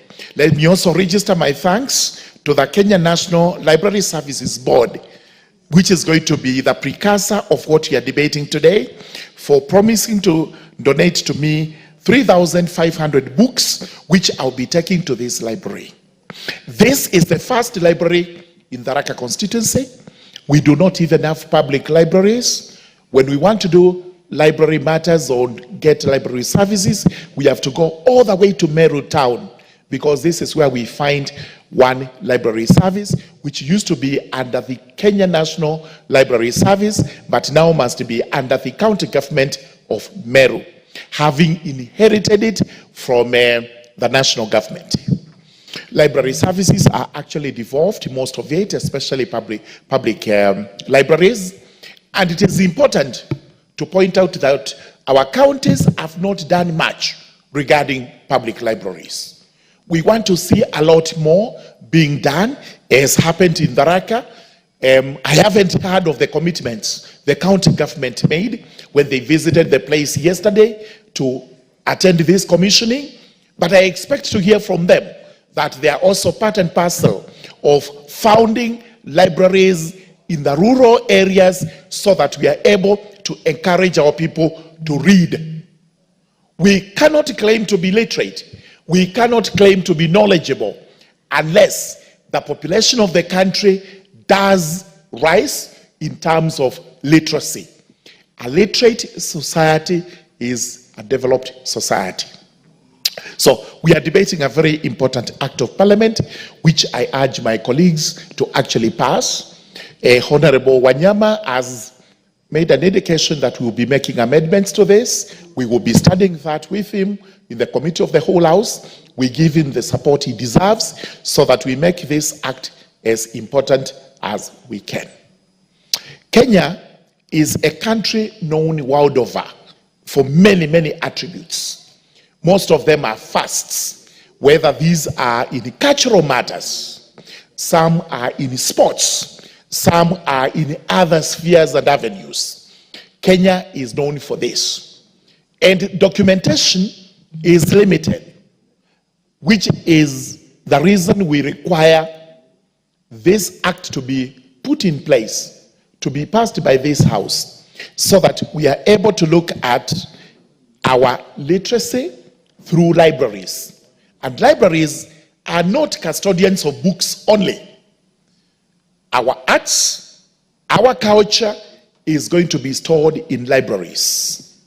And this is why I'm proud to have the first one in Tharaka, because we are also known for our culture, which is vast. We are also known for our arts, including the carvings, which are also famous in Ukambani. We are very good in carvings and doing traditional weapons and what have you. All this is worth being placed in a library where future generations can actually get knowledge of how it used to be even then. Because we are not saying the only education that we should actually be emphasizing on is the Western education. We must also preserve the African education. Much of it is oral from time to time, from generation to generation. However, today we are able to document and record those oral histories into books, which books we can use, which books our future generation can use, and we do not lose what is African. Remember, since the colonialists came, we were made to believe that our culture was primitive. Everything we did was just primitive, and they needed to be discarded with. Whether it was our music, no idea why they were saying our music was primitive. Whether it was our form of education, they were saying, sorry, that does not qualify to be called an education. Whether it was our culture, including our dress, and all that, they told us it was not worth keeping. But look at the Maasai who were able to resist this. Today, they are celebrated world over. You talk about Kenya, and people will tell you Kenya is known for two things, or three things. Let me be frank. The first one is it has excellent wildlife. That goes without gainsay. It has a culture that is preserved through the Maasai. And thirdly, we have sports. Great sportsmen, athletes, name them. They are found in the Republic of Kenya, and those are accolades to actually our chair, Departmental Committee on Culture and Sports, because he contributes immensely into that. If we do not document all this, what is going to happen to us? We will be lost. In the case Swahili, they say, if you lose your culture, you become a slave. So surely we do not want to become slaves to the rest of the world. Let us encourage the culture of having libraries. And especially now that these libraries are devolved, and we have county governments that are spread across the Republic, let libraries go down even up to villages so that people are able to access books, people are able to access cultural practices, and everything else that is beneficial to us. This is a very important act of parliament. It has various provisions. I urge the members to go through, including the fact that it now takes over from the Kenya National Library Service Board. The board is now beginning to be integral part of the act, while the services will be rendered under this act. Those very many remarks, I beg to support. The Honorable Ivo Bara, followed by the Honorable Mbaka and the Honorable Dr. Thank you very much, Mr. Oundo. Speaker, for giving me the opportunity to also contribute to this debate. At onset, Mr. Speaker, I want to support the bill. But before I do that, Mr. Speaker, let me congratulate my sister, Millie, for publishing a very interesting book, and I hope that you have given it an IBSN number so that you're able to promote it on the e-platform, preferably Amazon, so that that knowledge or information is shared across many, many upcoming women politicians, because I know that there are many who look up to you as a trainer of great repute. Congratulations once again. Mr. Speaker, I am happy that this bill is coming at this time, particularly when library services are almost collapsing in the country. We used to see across, there's one big concrete building here, the Kenya National Library Services, and we had them in Kisumu. I used to see one, but somehow they've all kind of disappeared. Mr. Speaker, this bill, as been presented by the chairman, is designed to enhance the governance and operations of the Kenya National Library Services. Mr. Speaker, there are very many positives in this bill, and I want to highlight some of them. Improved governance. Mr. Speaker, the bill seeks to establish a clearer governance structure at the Kenya National Library Services. For potentially leading to more effective decision-making and management of the services. Mr. Speaker, we expect to have enhanced services when this bill comes into operation, and also that we will be able to promote literacy and learning. Mr. Speaker, the bill emphasizes the importance of literacy and information access, supporting national educational goals and promoting lifelong learning. Mr. Speaker, we are also looking at allocation of resources, and this may facilitate better allocation and funding to enable libraries to expand their collection and services and also spread throughout the sub-counties in the counties. Mr. Speaker, another positive is community engagement, and this bill encourages libraries to engage with local communities, fostering partnerships that can enhance educational and cultural initiatives. Mr. Speaker, I also have seen that there are possible challenges even as we look at implementing this bill or putting it into operation. Mr. Speaker, first and foremost, one major challenge that I see is funding constraints. Mr. Speaker, implementation may require significant financial resources, which could be challenged given the budgetary constraints that we currently have, particularly in the counties. Mr. Speaker, there is also a possibility of bureaucratic challenges. Mr. Speaker, I know that we have set up governance structures that this we have to be careful because it could lead to additional bureaucracy, potentially slowing down decision-making processes and service delivery. And finally, on equity of access, Mr. Speaker, we must put at least mechanism of equity of access, that not all communities may benefit equally on enhanced services, Mr. Speaker, particularly in rural areas and underserved areas where resources are limited. And this, Mr. Speaker, we must be deliberate about, so that these services go across to almost all sub-counties. Let me put it, not almost, to all sub-counties, so that people are able to benefit from the services. Mr. Speaker, once again, I support and thank you very much for the opportunity. The lady, Honorable Mbaka. Before. Thank you, Mr. Speaker, for giving me this opportunity. This bill has come to this House second time, and I have contributed it before. But the fact remains that a nation without a library is not a nation, because libraries are part and parcel of development. I want to recall the days when libraries used to be libraries in this country. At that time, I was a teacher and I was a principal of a school.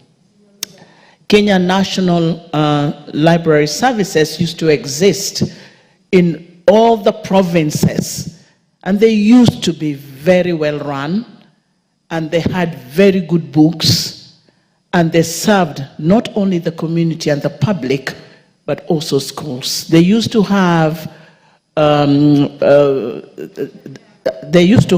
mobile libraries as well, and they would go to schools and students would borrow books from there, and then they would come after 2 weeks, then come again to collect the books, and the students would borrow again and again. It was very powerful, it was well run. Even the CEO of the time was a close family friend, and he was very, very passionate about promoting libraries. Then somehow this collapsed for reasons not known to me, but libraries were well run at that time when we were teachers in the 80s and so on. But right now, people have gone digital, and people no longer care about reading because they can get what they want from the internet. As simple as that, something, summary of things. But a book that you want to read from cover to cover, to be a scholar, is in the library. You get good books there, and you can have reference materials, and you can read for so long. But today, people are not reading. People don't know how to read. People don't know what to do, but they just want entertainment. Entertainment is still very okay, but they will put more efforts in entertainment more than reading as a culture. So we are seeing young people growing up without reading, and a lot of them cannot read.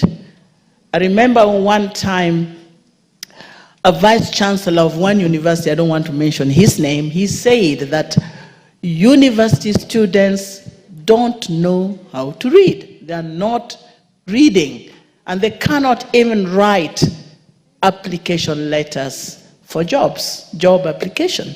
That was a vice chancellor lamenting at how our students cannot read. It means we have never promoted reading culture, or if we did, we are not actually putting more efforts to do so today, because people have access to information the way they want from the internet and all that. So we have lost so much. We need now to regain, to come back, to reinstitute these libraries and ensure that they are devolved at the county level. What we are seeing today, I am a woman representative for Siaya County, and I'm proud to say that I have constructed 3 libraries in schools. And the demand is high, but what is a problem is getting the books, because even books are disappearing somehow. They are very expensive and they are not available. And so libraries are there, and if you don't watch out, they may end up being a white elephant, because people have their own libraries on their phones. They can get access to information the way they want, and they may not put a lot of investment in having national libraries or county level libraries or even family libraries or personal one. I have a personal library, very powerful, because I've several books, but I still don't have the time to read some of those books. So time to read becomes a big challenge today because of the many demands of our lives. We are so busy, we don't read, we don't encourage our children to read, and books are also very expensive today. Libraries are very important, and we need to promote that because of the very fact that we can reserve or we can protect knowledge of the past. I know that in the past we have a rich culture. That culture has never been preserved. In my community, we have great singers. We have the people who passed away, but they have left their music alive. People like Kabasele, people like George Musiani. These are musicians who are thought about up to today, but we have no history about them. The music is there, but it's just here and there, but there's no documentation put together that generation upon generation will have access to. So it is important that as we think about improving our libraries, we need to go beyond just constructing buildings and say this is a library. What is inside that library is what matters today. Even if it's an old structure, let it be improved, but we need to put all manner of information that people require today. There are so many scholars who are looking for books for which are no longer there. Books are not being published, or if they are, we cannot get the ones we need at some time. You have to make references to them, you have to borrow them from other countries. I remember even when I was a student in UK, I was doing my thesis, and I needed a reference to a certain book where my supervisor insisted I must read. It was not available in that university. It had to be borrowed from another country in the nearby, and it had to take 2 weeks to arrive. So books are disappearing as well. So we need publishers. We need people who can write. So Millie Odhiambo has done a great thing. She has published a book. It's a way to do. I have published poetry. I'm a poet.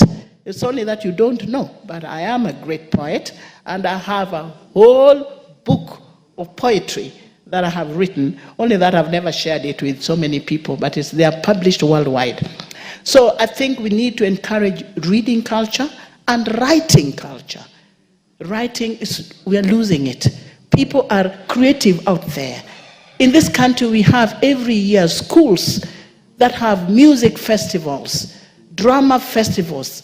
This is celebrated in this country year by year. Students travel all the way to come to Nairobi to contest and to sing and then end up with their music and songs not recorded, not preserved.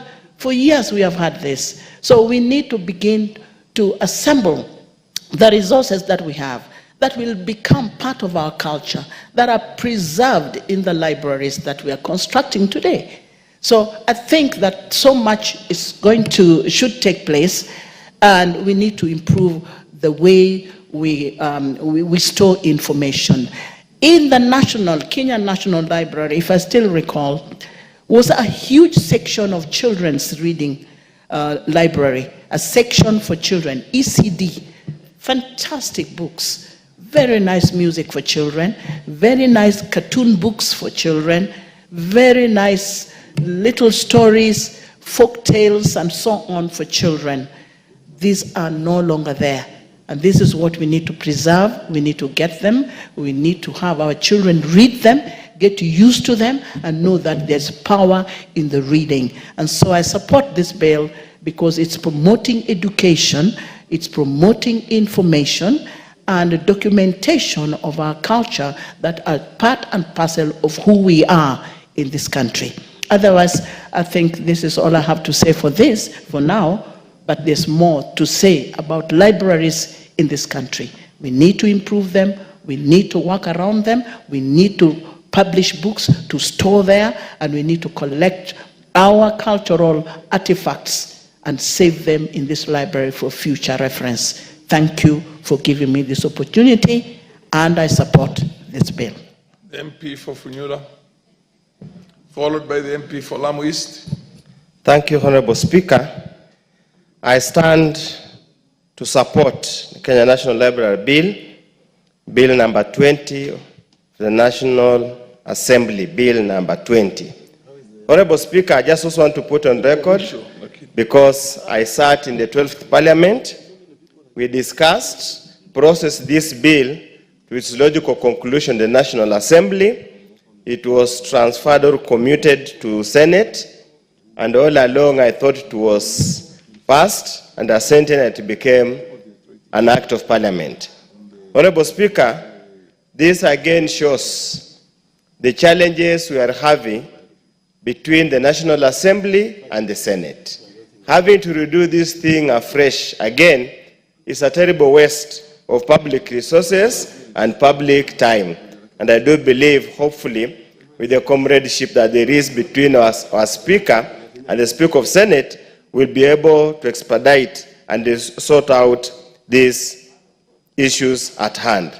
Honorable Speaker, let me confess, the first time I went to a library was when I came to Sarehe Boys Center School as a Form 1, and that was 1986.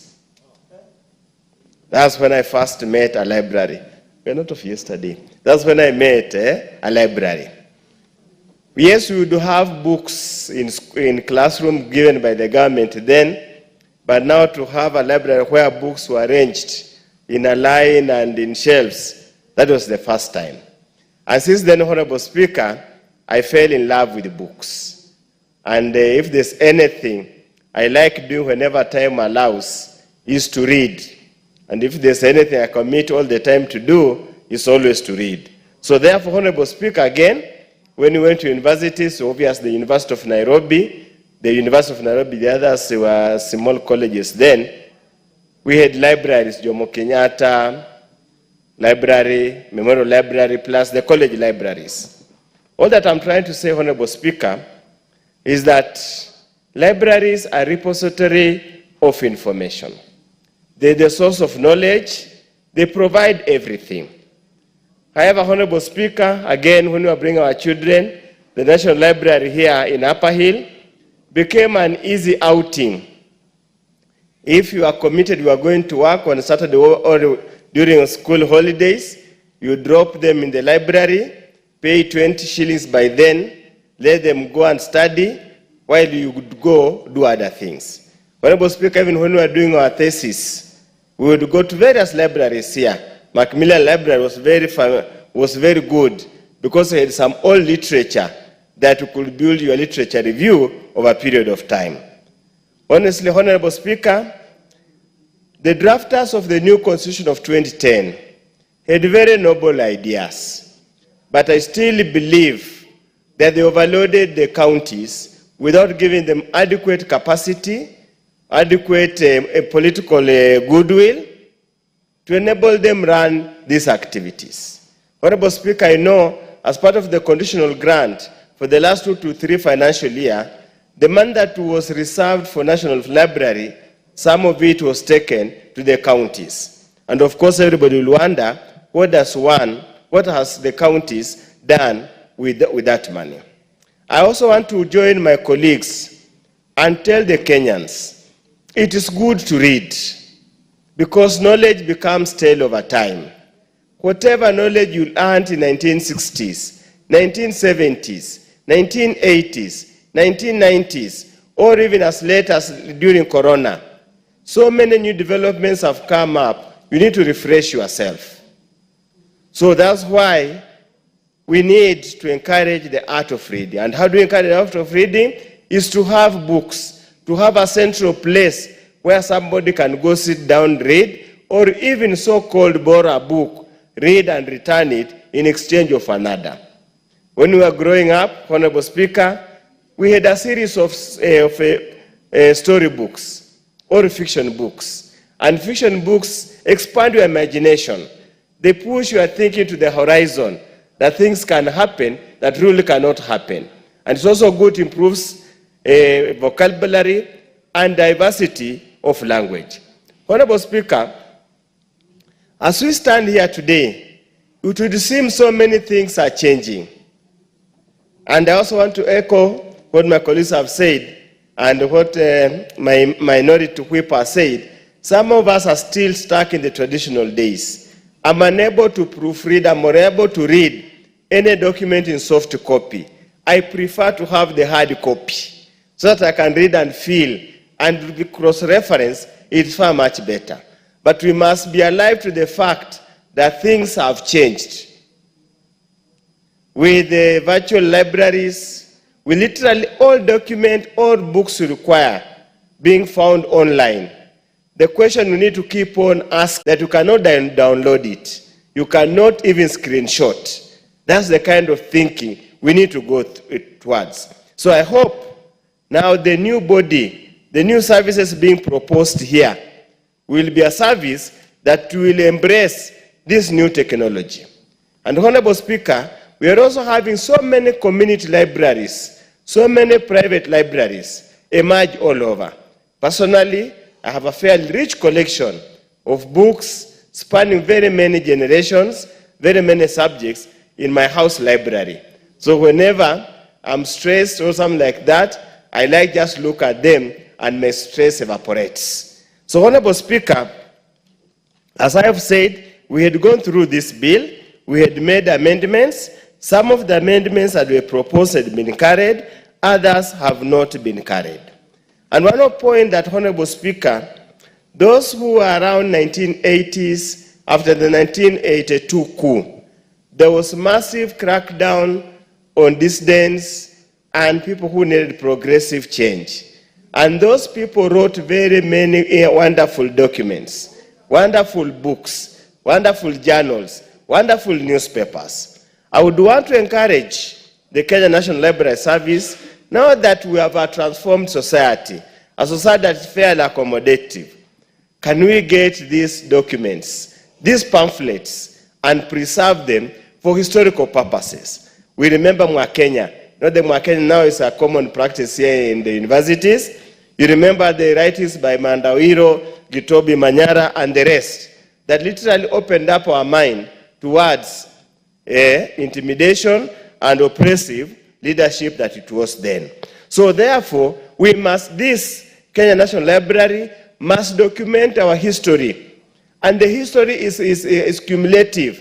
It's not just the history of migration, history of colonialism, but progressive history. Things that made changes in this country. Honorable Speaker, going through this bill has quite a number of progressive provisions, and I want to draw attention of the chair, I hope he's still around or it will be unanswered, that clause 6 on the issue of appointment of members of the board. Under 1G, it talks about 2 persons nominated by the Council of Governors and 1 person appointed by the Cabinet Secretary. We would request, will demand, in part of our amendments, that must be done through a competitive recruitment process. Honorable Speaker, I would also suggest at opportune time at the Committee of the Whole House that, Honorable Speaker, all public institutions that have got libraries, or some permanent institutions that have got libraries, or private individuals that have got libraries that are accessed by the public, they must be members of the Kenya Library Services. That as part of your display of your certification, you must display a certificate to indicate that whatever you have it meets the standard set out in Schedule what? Let me check. Chair, in the 3rd schedule. In that way, Honorable Speaker, we will be able to keep track, quality, and the kind of material that are being exposed. I had given the opportunity to Madam Rueda. Asante, Bwana Speaker. By the Honorable Chepkonga and Madam Omanyo. Progressively, we go like that. Asante Bwana Speaker kunipatia nafasi nami nichangie kwenye mswada huu wa maktaba ya kitaifa. Mwanzo nipongeze kamati kupitia mwenyekiti wake Mheshimiwa Wanyama. Amefanya jambo la maana kwa sababu hii sheria ilikuwa iko kabla ya ugatuzi. Sasa kulikuwa na haja kubwa ya kuweka sheria hii kulinganisha hii sheria after 2010 mambo ya ugatuzi. Kwa hivyo ilikuwa ni muhimu sana afanye hivi. Hapa katika sheria inasema mambo ya kuwa na haya maktaba angalau kwa county headquarter. Lakini kuna kaunti zingine kama Lamu hakuna hata hiyo maktaba moja. Hakuna. Ningependa hii kamati pia izingatie katika hii sheria ikitungwa kuna kaunti zingine zisiachwe nyuma ambazo hazina hata kaunti moja. Ilipoenda kwa Lamu ilipokuja ugatuzi kulikuwa hakuna maktaba. So kuna kaunti nyingi kama Lamu hakuna maktaba. Na hata sheria hizi zikitungwa sisi kule kwetu watu wanaona anatungiwa nani, sisi kwetu hatuna. Pia ningependa kujuza kamati wajue kwamba wenzangu wamesema na mimi pia niseme teknolojia imesonga sana na kuna hizi ICT hub ambazo rais amesema kila wodi zitengezwe. Kwa nini tusichukue hii nafasi, sheria hii iwe ni kila ward katika hiyo maktaba, tutengeze library hiyo maktaba ambayo itatumia teknolojia, ambapo itakuwa ni rahisi kuliko kwenda kujenga kwa kila ward au kwa kila eneo bunge au kwa kila county. Tunaweza kutumia rasilimali hizo ambazo ziko ili tuweze nayo kukua pia ni maktaba na watu watapata kusoma. Kama tulivyoambiwa na wabunge wenzangu, watu siku hizi ni mambo ya digital. Pia hapo nyuma tumekosa. Sasa hii kwenda mbele tutazungumzia at least twende kwa upande wa hiyo teknolojia, lakini kukosekana kwa maktaba inaregesha nyuma sehemu sana. Kama sisi Lamu kaunti nzima hakuna maktaba, imesababisha paka watu wanaandika vitu ambazo pengine hazikuwa si za ukweli.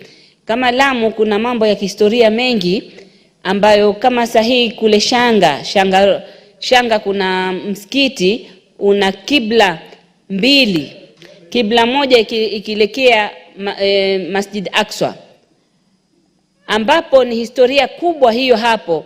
Inamaanisha ni karne na karne, lakini katika history hakuna vitu kama hivyo. Saa nyingine hata watu wanatuuliza, nyinyi kwenu hata si Kenya, mlikuja kutoka wapi? Na ikiwa kwamba inamaanisha Uislamu ulikuwa hapo kabla hata Kenya labda ikuwe tayari. Kijiji kimeonesha Uislamu, Waislamu wakati wa kiswali mwanzo kabla waelekee Maka walikuwa kielekea Aqsa. Kwa hivyo kunao msikiti kule. Kukosekana na hizi maktaba ndio zinasababisha kukosekana na hizo kumbukumbu. Zingekuwa kumbukumbu tungejua tunapotoka. Maana sahihi hata tukisema sisi wengine tufanye DNA, sijui tutapatikana ni wapi, lakini ona sisi labda ndio tutakuwa Kenya wa zaidi kushinda wengine. Kwa sababu tukiona zile wazazi wetu wametoka pale ni karne na karne na karne.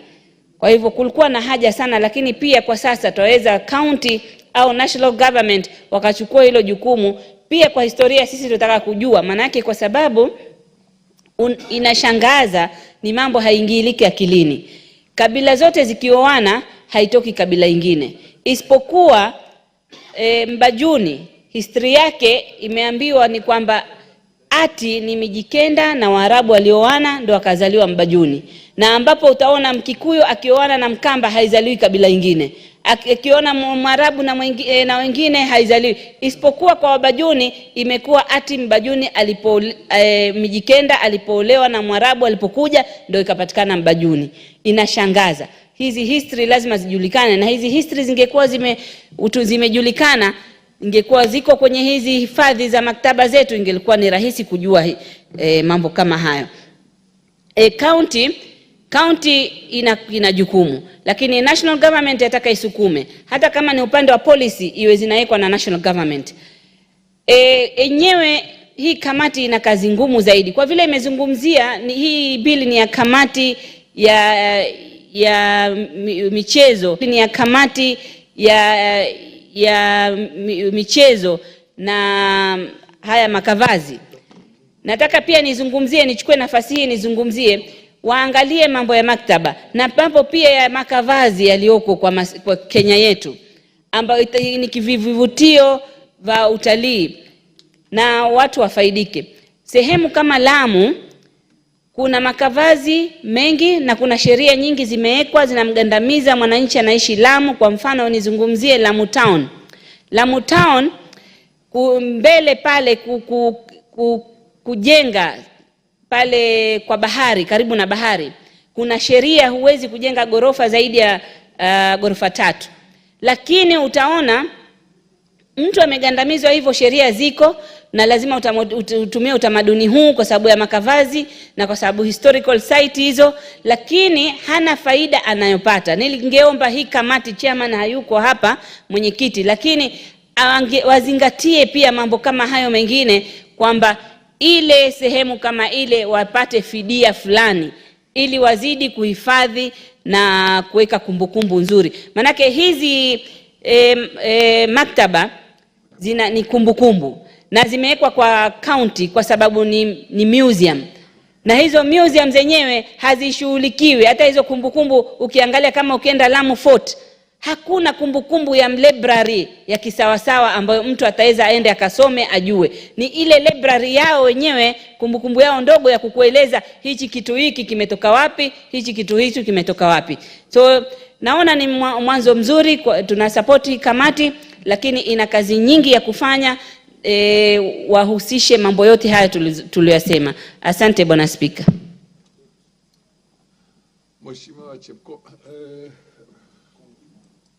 Mheshimiwa Chepkonga, uko na fursa sasa ya kuchangia. Thank you very much. Thank you very much, Mr. Speaker. Mr. Speaker, of course you know what my very good friend Honorable Rubaida, the language that she uses. You can be sure if I make that attempt, I'll be confused quarter way. So I'm better staying on the safe and well-trodden road, which is speaking in English. The one from Lamu, Mr. Speaker, is a little bit tricky, and it is murky for me. Mr. Speaker, I rise to support this bill, the Kenya National Library Services Bill 2023. Mr. Speaker, this is indeed a very progressive bill that will help this country in terms of research. Mr. Speaker, the libraries that have been constructed generally across the country, both by the county governments, the national government, and schools, in particular secondary schools, there has not been a body that coordinates the standards of these libraries. Mr. Speaker, this bill provides a framework within which these libraries are regulated so that we can have some sort of seamless standards across the country. We do not want to have a standalone library that you do not know what sort of books will be found in those libraries. As you know, Mr. Speaker, for a country to progress, there must be research institutions. And research institutions which are not supported by well-equipped libraries, Mr. Speaker, will not develop as a country. You know, even if you want to come up with a new idea, you must know the ideas that have been formulated in the past. Mr. Speaker, when I was doing my LLM, I was doing my research, we were told that you must come up with a new area that has not been investigated upon. And the only place you can find whether there's a new area that has not been investigated is to go to a library and find out what research has been undertaken by people that have gone before you, so that you do not repeat what someone else has done. The second thing that it does, Mr. Speaker, is that it will discourage what we call, people xeroxing or copying other people. You know, where people steal other people's theses, dissertations. You know, those dissertations are kept well so that we know in this particular area, people have researched on it. And so you do not need to waste your time trying to research on a matter that has been well researched. And you can only find that in a well-equipped library, in a library that is well organized. And so this bill provides a framework within which these libraries will be organized. The second thing, Mr. Speaker, that this bill seeks to do is to distinguish the functions of the Kenya National Library from all other libraries. You can imagine, Mr. Speaker, we do not know which is, Honorable Mili would know this, and Honorable Kipchumba. In law, we have something called the Grun norm. The Grun norm is like the Constitution. That is the Grun norm of this country. Now, the Grun norm for the libraries is the Kenya National Library.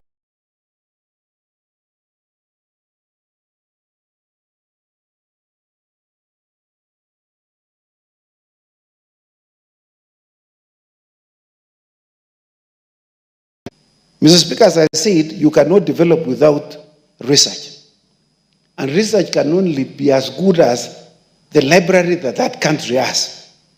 I have visited a number of countries, and the last time when I was a commissioner with Parliamentary Service Commission, we visited Arkansas. When we went to Arkansas, we visited the Bill Clinton Library. Every president, I'm told, of the US has a library. So what we are seeking to do, Mr. Speaker, is also to borrow from the first world, where they have also very good libraries, where you can go, you go to Georgia, you will find the Jimmy Carter Library. You go to Illinois, you will find the Barack Obama Library. And those libraries I found very interesting, Mr. Speaker. It also has the vehicles that were last used by that president. It is taken to that library. When we went to Arkansas, I know people call it Arkansas, It's not called Arkansas, it's called Arkansas. In fact, they have passed a law on the pronunciation of Arkansas. If you say Arkansas, they tell you, no, it is wrong. It is pronounced Arkansas. So don't think, Mr. Speaker, that I am pretending to be speaking like an American. It is just that there is a law which was passed on the pronunciation of that particular city. And I found that the vehicle that was used by Bill Clinton when he was the President of the United States of America is in the library of Bill Clinton, the armored vehicle. In fact, when you leave as the American president, you leave with your vehicle and you take it to your library. It becomes part of the library of Bill Clinton. So, Mr. Speaker, there are very important functions that take place in libraries. And we want to encourage even presidents who retire in this country. We want to see the Uhuru Kenyatta Library, you know, the Mwai Kibaki Library, the Daniel Moi Library. You know, don't start foundations. Foundations do not help anything. You are just reproducing our CDF, Mr. Speaker. You know, we already have institutions that help in terms of giving bursaries to the less fortunate in the society. We want something that is distinctive, that distinguishes you from all other persons, so that we know you have written a book, you have books there, and you have good books where we can go there and we will say we have gone to Daniel Arap Moi Library to do our research. You know, then we know that we are advancing as a country. But just to have foundations, when you die, those foundations also collapse. You know, like the Moi Foundation. Mr. Speaker, it no longer exists, although it exists by name, but it has become moribund. But if it was a library, we would talk about the Daniel Arap Moi Library. So, Mr. Speaker, I support this bill because it provides for an enabling framework within which people can come up with libraries and they can be regulated. You can borrow from the best libraries across the world. You can study them, like we do study tours. When we come here for the first time as members of parliament, we go on learning tours. So those are the things, Mr. Speaker, we need to learn from. And I like this, Mr. Speaker, that this bill contains in the third schedule the Kenya Library Association guidelines. These are very important guidelines, Mr. Speaker, that will be developed as a result of the passage of this bill. And as you know, I'm the chair of the Justice and Legal Affairs. I will be very keen to look at these guidelines, how it is going to fit into this statute that has been passed, so that we can be able to operationalize this particular legislation.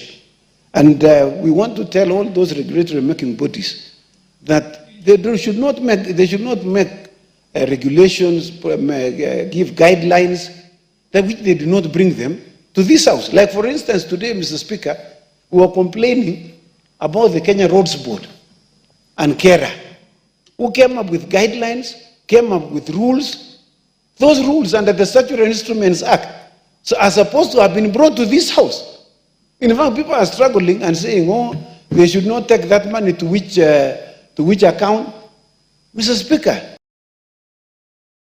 the question of budgeting is contained in Article 95 of the Constitution. Even courts themselves have no business purporting to say this money will move from the national government to the county government. They cannot take our role. The only institution which is mandated under the Constitution to budget is this House. And so, Mr. Speaker, I'm very happy that I see there's going to be a budget line, and we will give this library so that it can be well equipped for purposes of research. And so I support, and I want to thank you for the opportunity, Mr. Speaker. The Honorable Omanya, and then followed by the MP for Marakwet West, and then Honorable John Gitonga. Thank you, Mr. Speaker. I happen to be one of the members in that committee, Sports Committee, chaired by Honorable Dan Wanyama.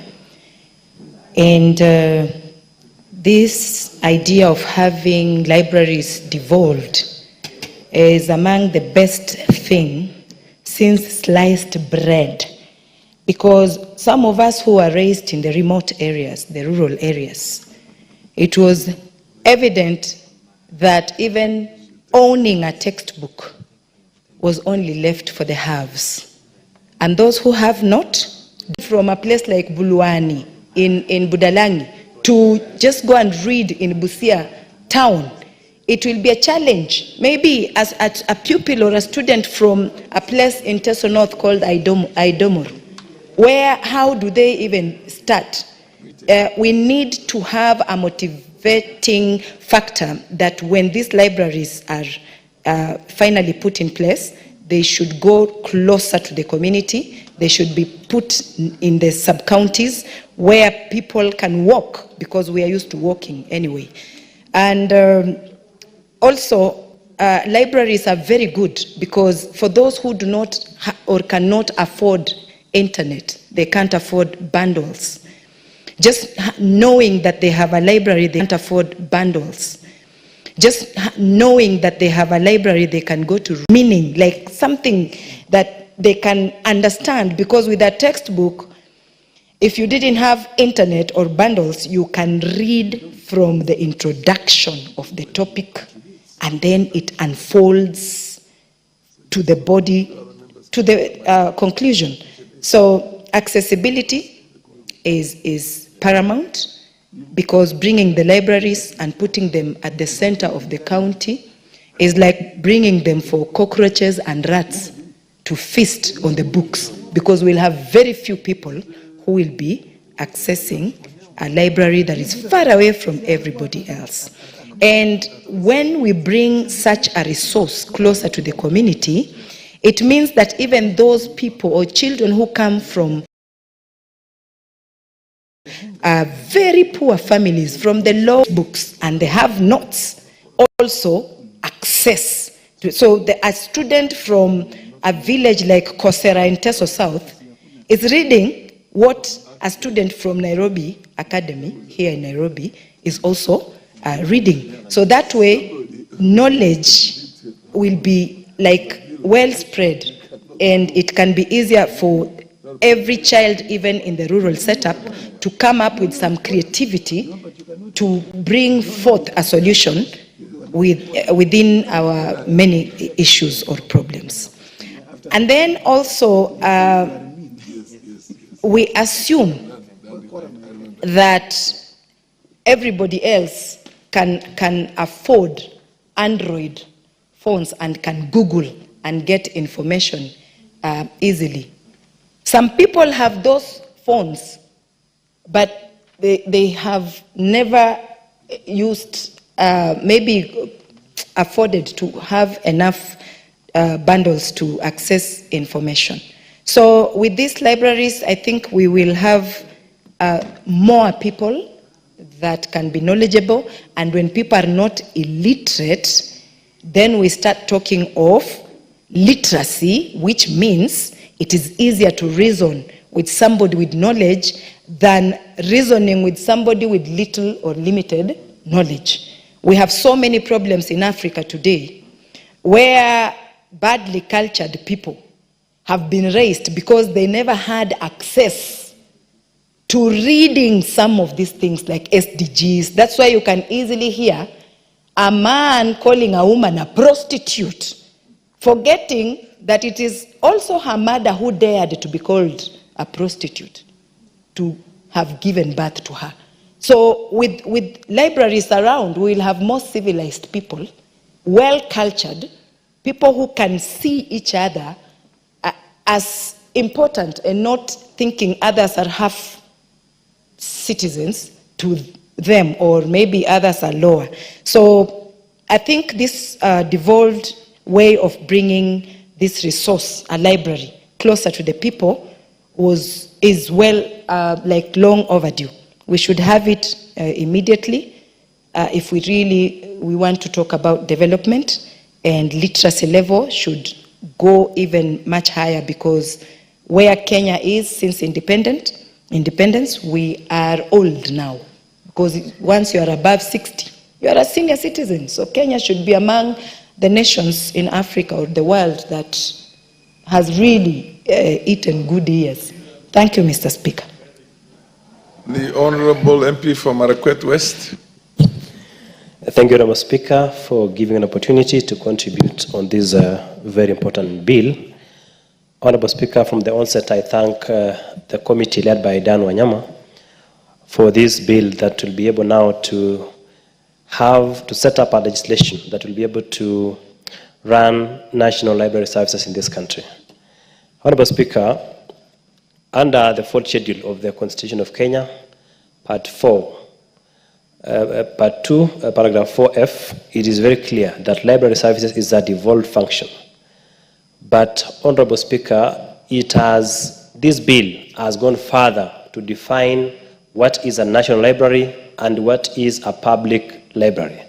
Honorable Speaker, under the section on definition, it has defined a public library to mean a library established, maintained, and managed by a county, non-governmental organization, community, or private person which is open to members of the public. So, Honorable Speaker, it is clear now, because there was no distinction, because when the Constitution said that libraries is a devolved function, there was no clear definition as to what constitutes a national library and a public library. But now this legislation has been able to have a clear cut as to what falls within which category. Honorable Speaker, this is a very, very important legislation because libraries in this country have been run in an haphazard manner. The current legislation operating is what you call Cap 225, the Kenya National Services Board. So, Honorable Speaker, this now legislation will give a clear guideline on how national libraries will be able to be managed in this country. Honorable Speaker, so in effect, this law will now be able to repeal Cap 225.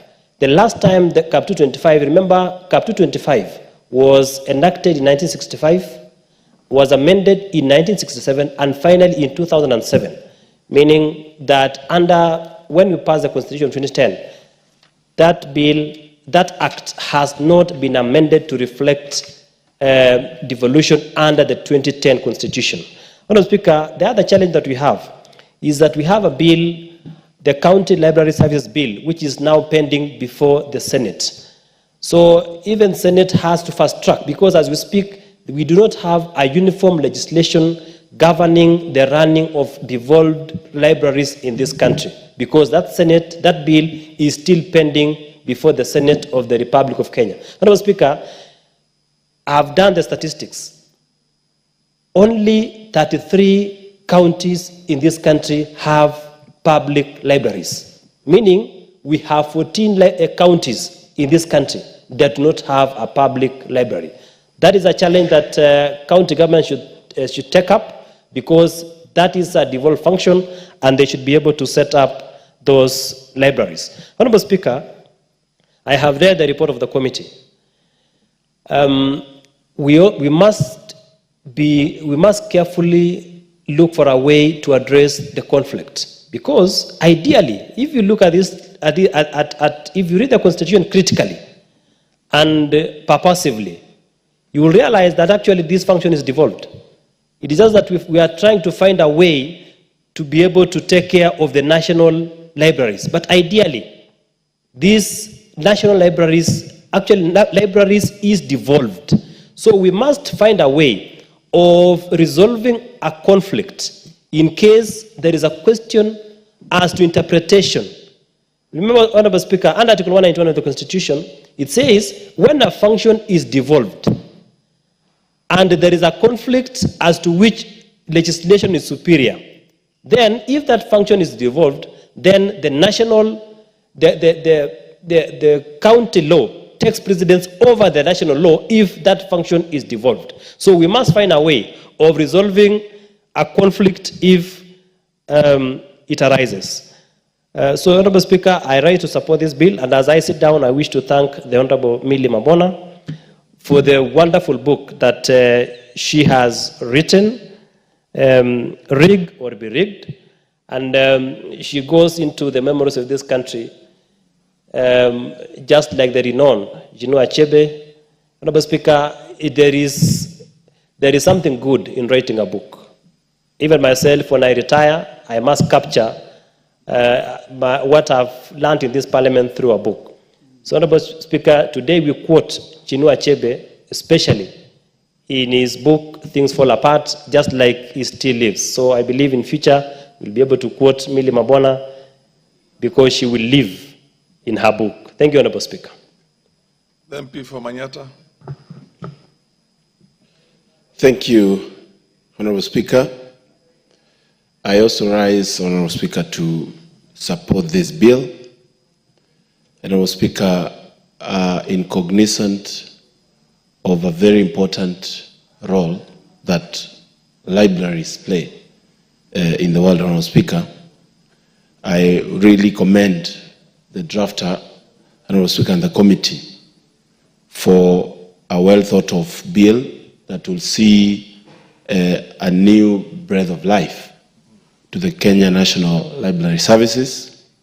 Honorable Speaker, with good governance that is going to be improved, and of course, Honorable Speaker, the ensurance that we go all the way down to the sub-county levels in terms of ensuring that library services are getting into the devolved functions.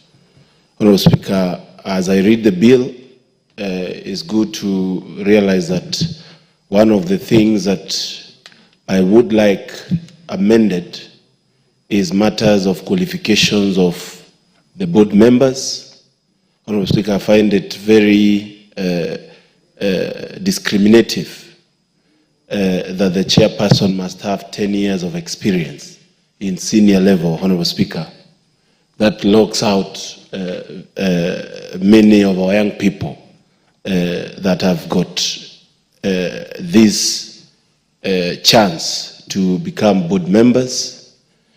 And also, interestingly, Honorable Speaker, for you to become a member, you have got to have 5 years of experience, Honorable Speaker, in management position. That is a very bad precedent in terms of, Honorable Speaker, what has been real in this country in terms of the joblessness and chances for our young people. And I wonder, Honorable Speaker, why we are normally obsessed with the years of experience other than the quality of experience, Honorable Speaker. I believe many of the young members and many members here got a chance to be members of parliament without prior experience. And Honorable Speaker, yes, it improves on matters to do with leadership and solution solving issues, but I believe it is not fair to put it in the law that such things are supposed to be checked. Honorable Speaker, we will be checking, and I hope it gets into hazard that we need to check on such issues. Honorable Speaker, I interact a lot with the library, the government library in Embu, my constituency, Honorable Speaker, and they have come to visit me very many times. And one of their key issues is lack of funding and lack of actually funding to work. They lack even money for fuel, Honorable Speaker. While we are talking about ensuring that our national libraries work, it is important that the budget line that is given, Honorable Speaker, is not only in papers, but also becomes something that we take serious. And Honorable Speaker, I believe libraries are actually a pertinent matter, as it has been indicated in by many speakers, Honorable Speaker, that if we don't work on looking at how people can go back to books, Honorable Speaker, we are going to have a country of people who are not thinkers, and even, Honorable Speaker, people who are not writers. It is said, Honorable Speaker, that a reader lives 1,000 lives before he dies. I really have sat down, Honorable Speaker, many times and thought about how this country can change if many of our young people, many of our people leave the social media spaces and the social media obsession of a speaker and embrace reading. And Honorable Speaker, it is through reading that we can also get writers. You cannot write if you don't read. And Honorable Speaker, I attended a very extravagant launch of a book by Millie Odhiambo, Rig or Get Rigged. And Honorable Speaker, I got very much inspired that there is a need to write stories, there is a need to actually... Yes, what's your hang on a minute. What's your point of order, Honorable Chepkonga?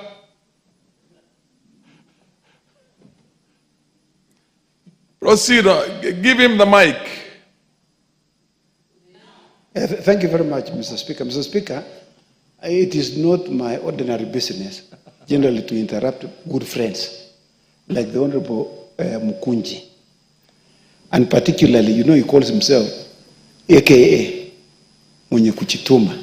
You know, somebody who sends himself, Mr. Speaker, we must respect. But because of the rules of this House, which goes beyond respect, Mr. Speaker, it behoves me to inform you, Mr. Speaker, on a point of order, standing order 35, that I see that we do not have a quorum in this House. Fair enough.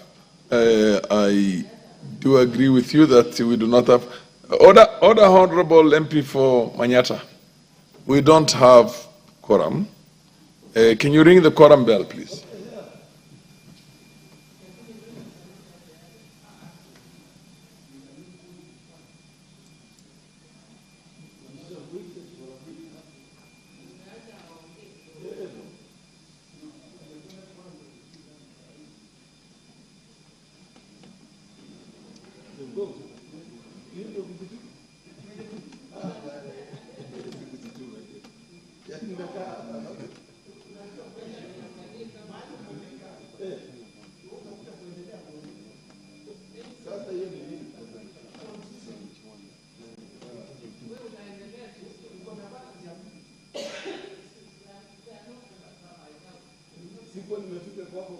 Order the Honorable Millie Odhiambo when the... Oh, she's a whip. Proceed. Proceed. Proceed. Proceed. Proceed.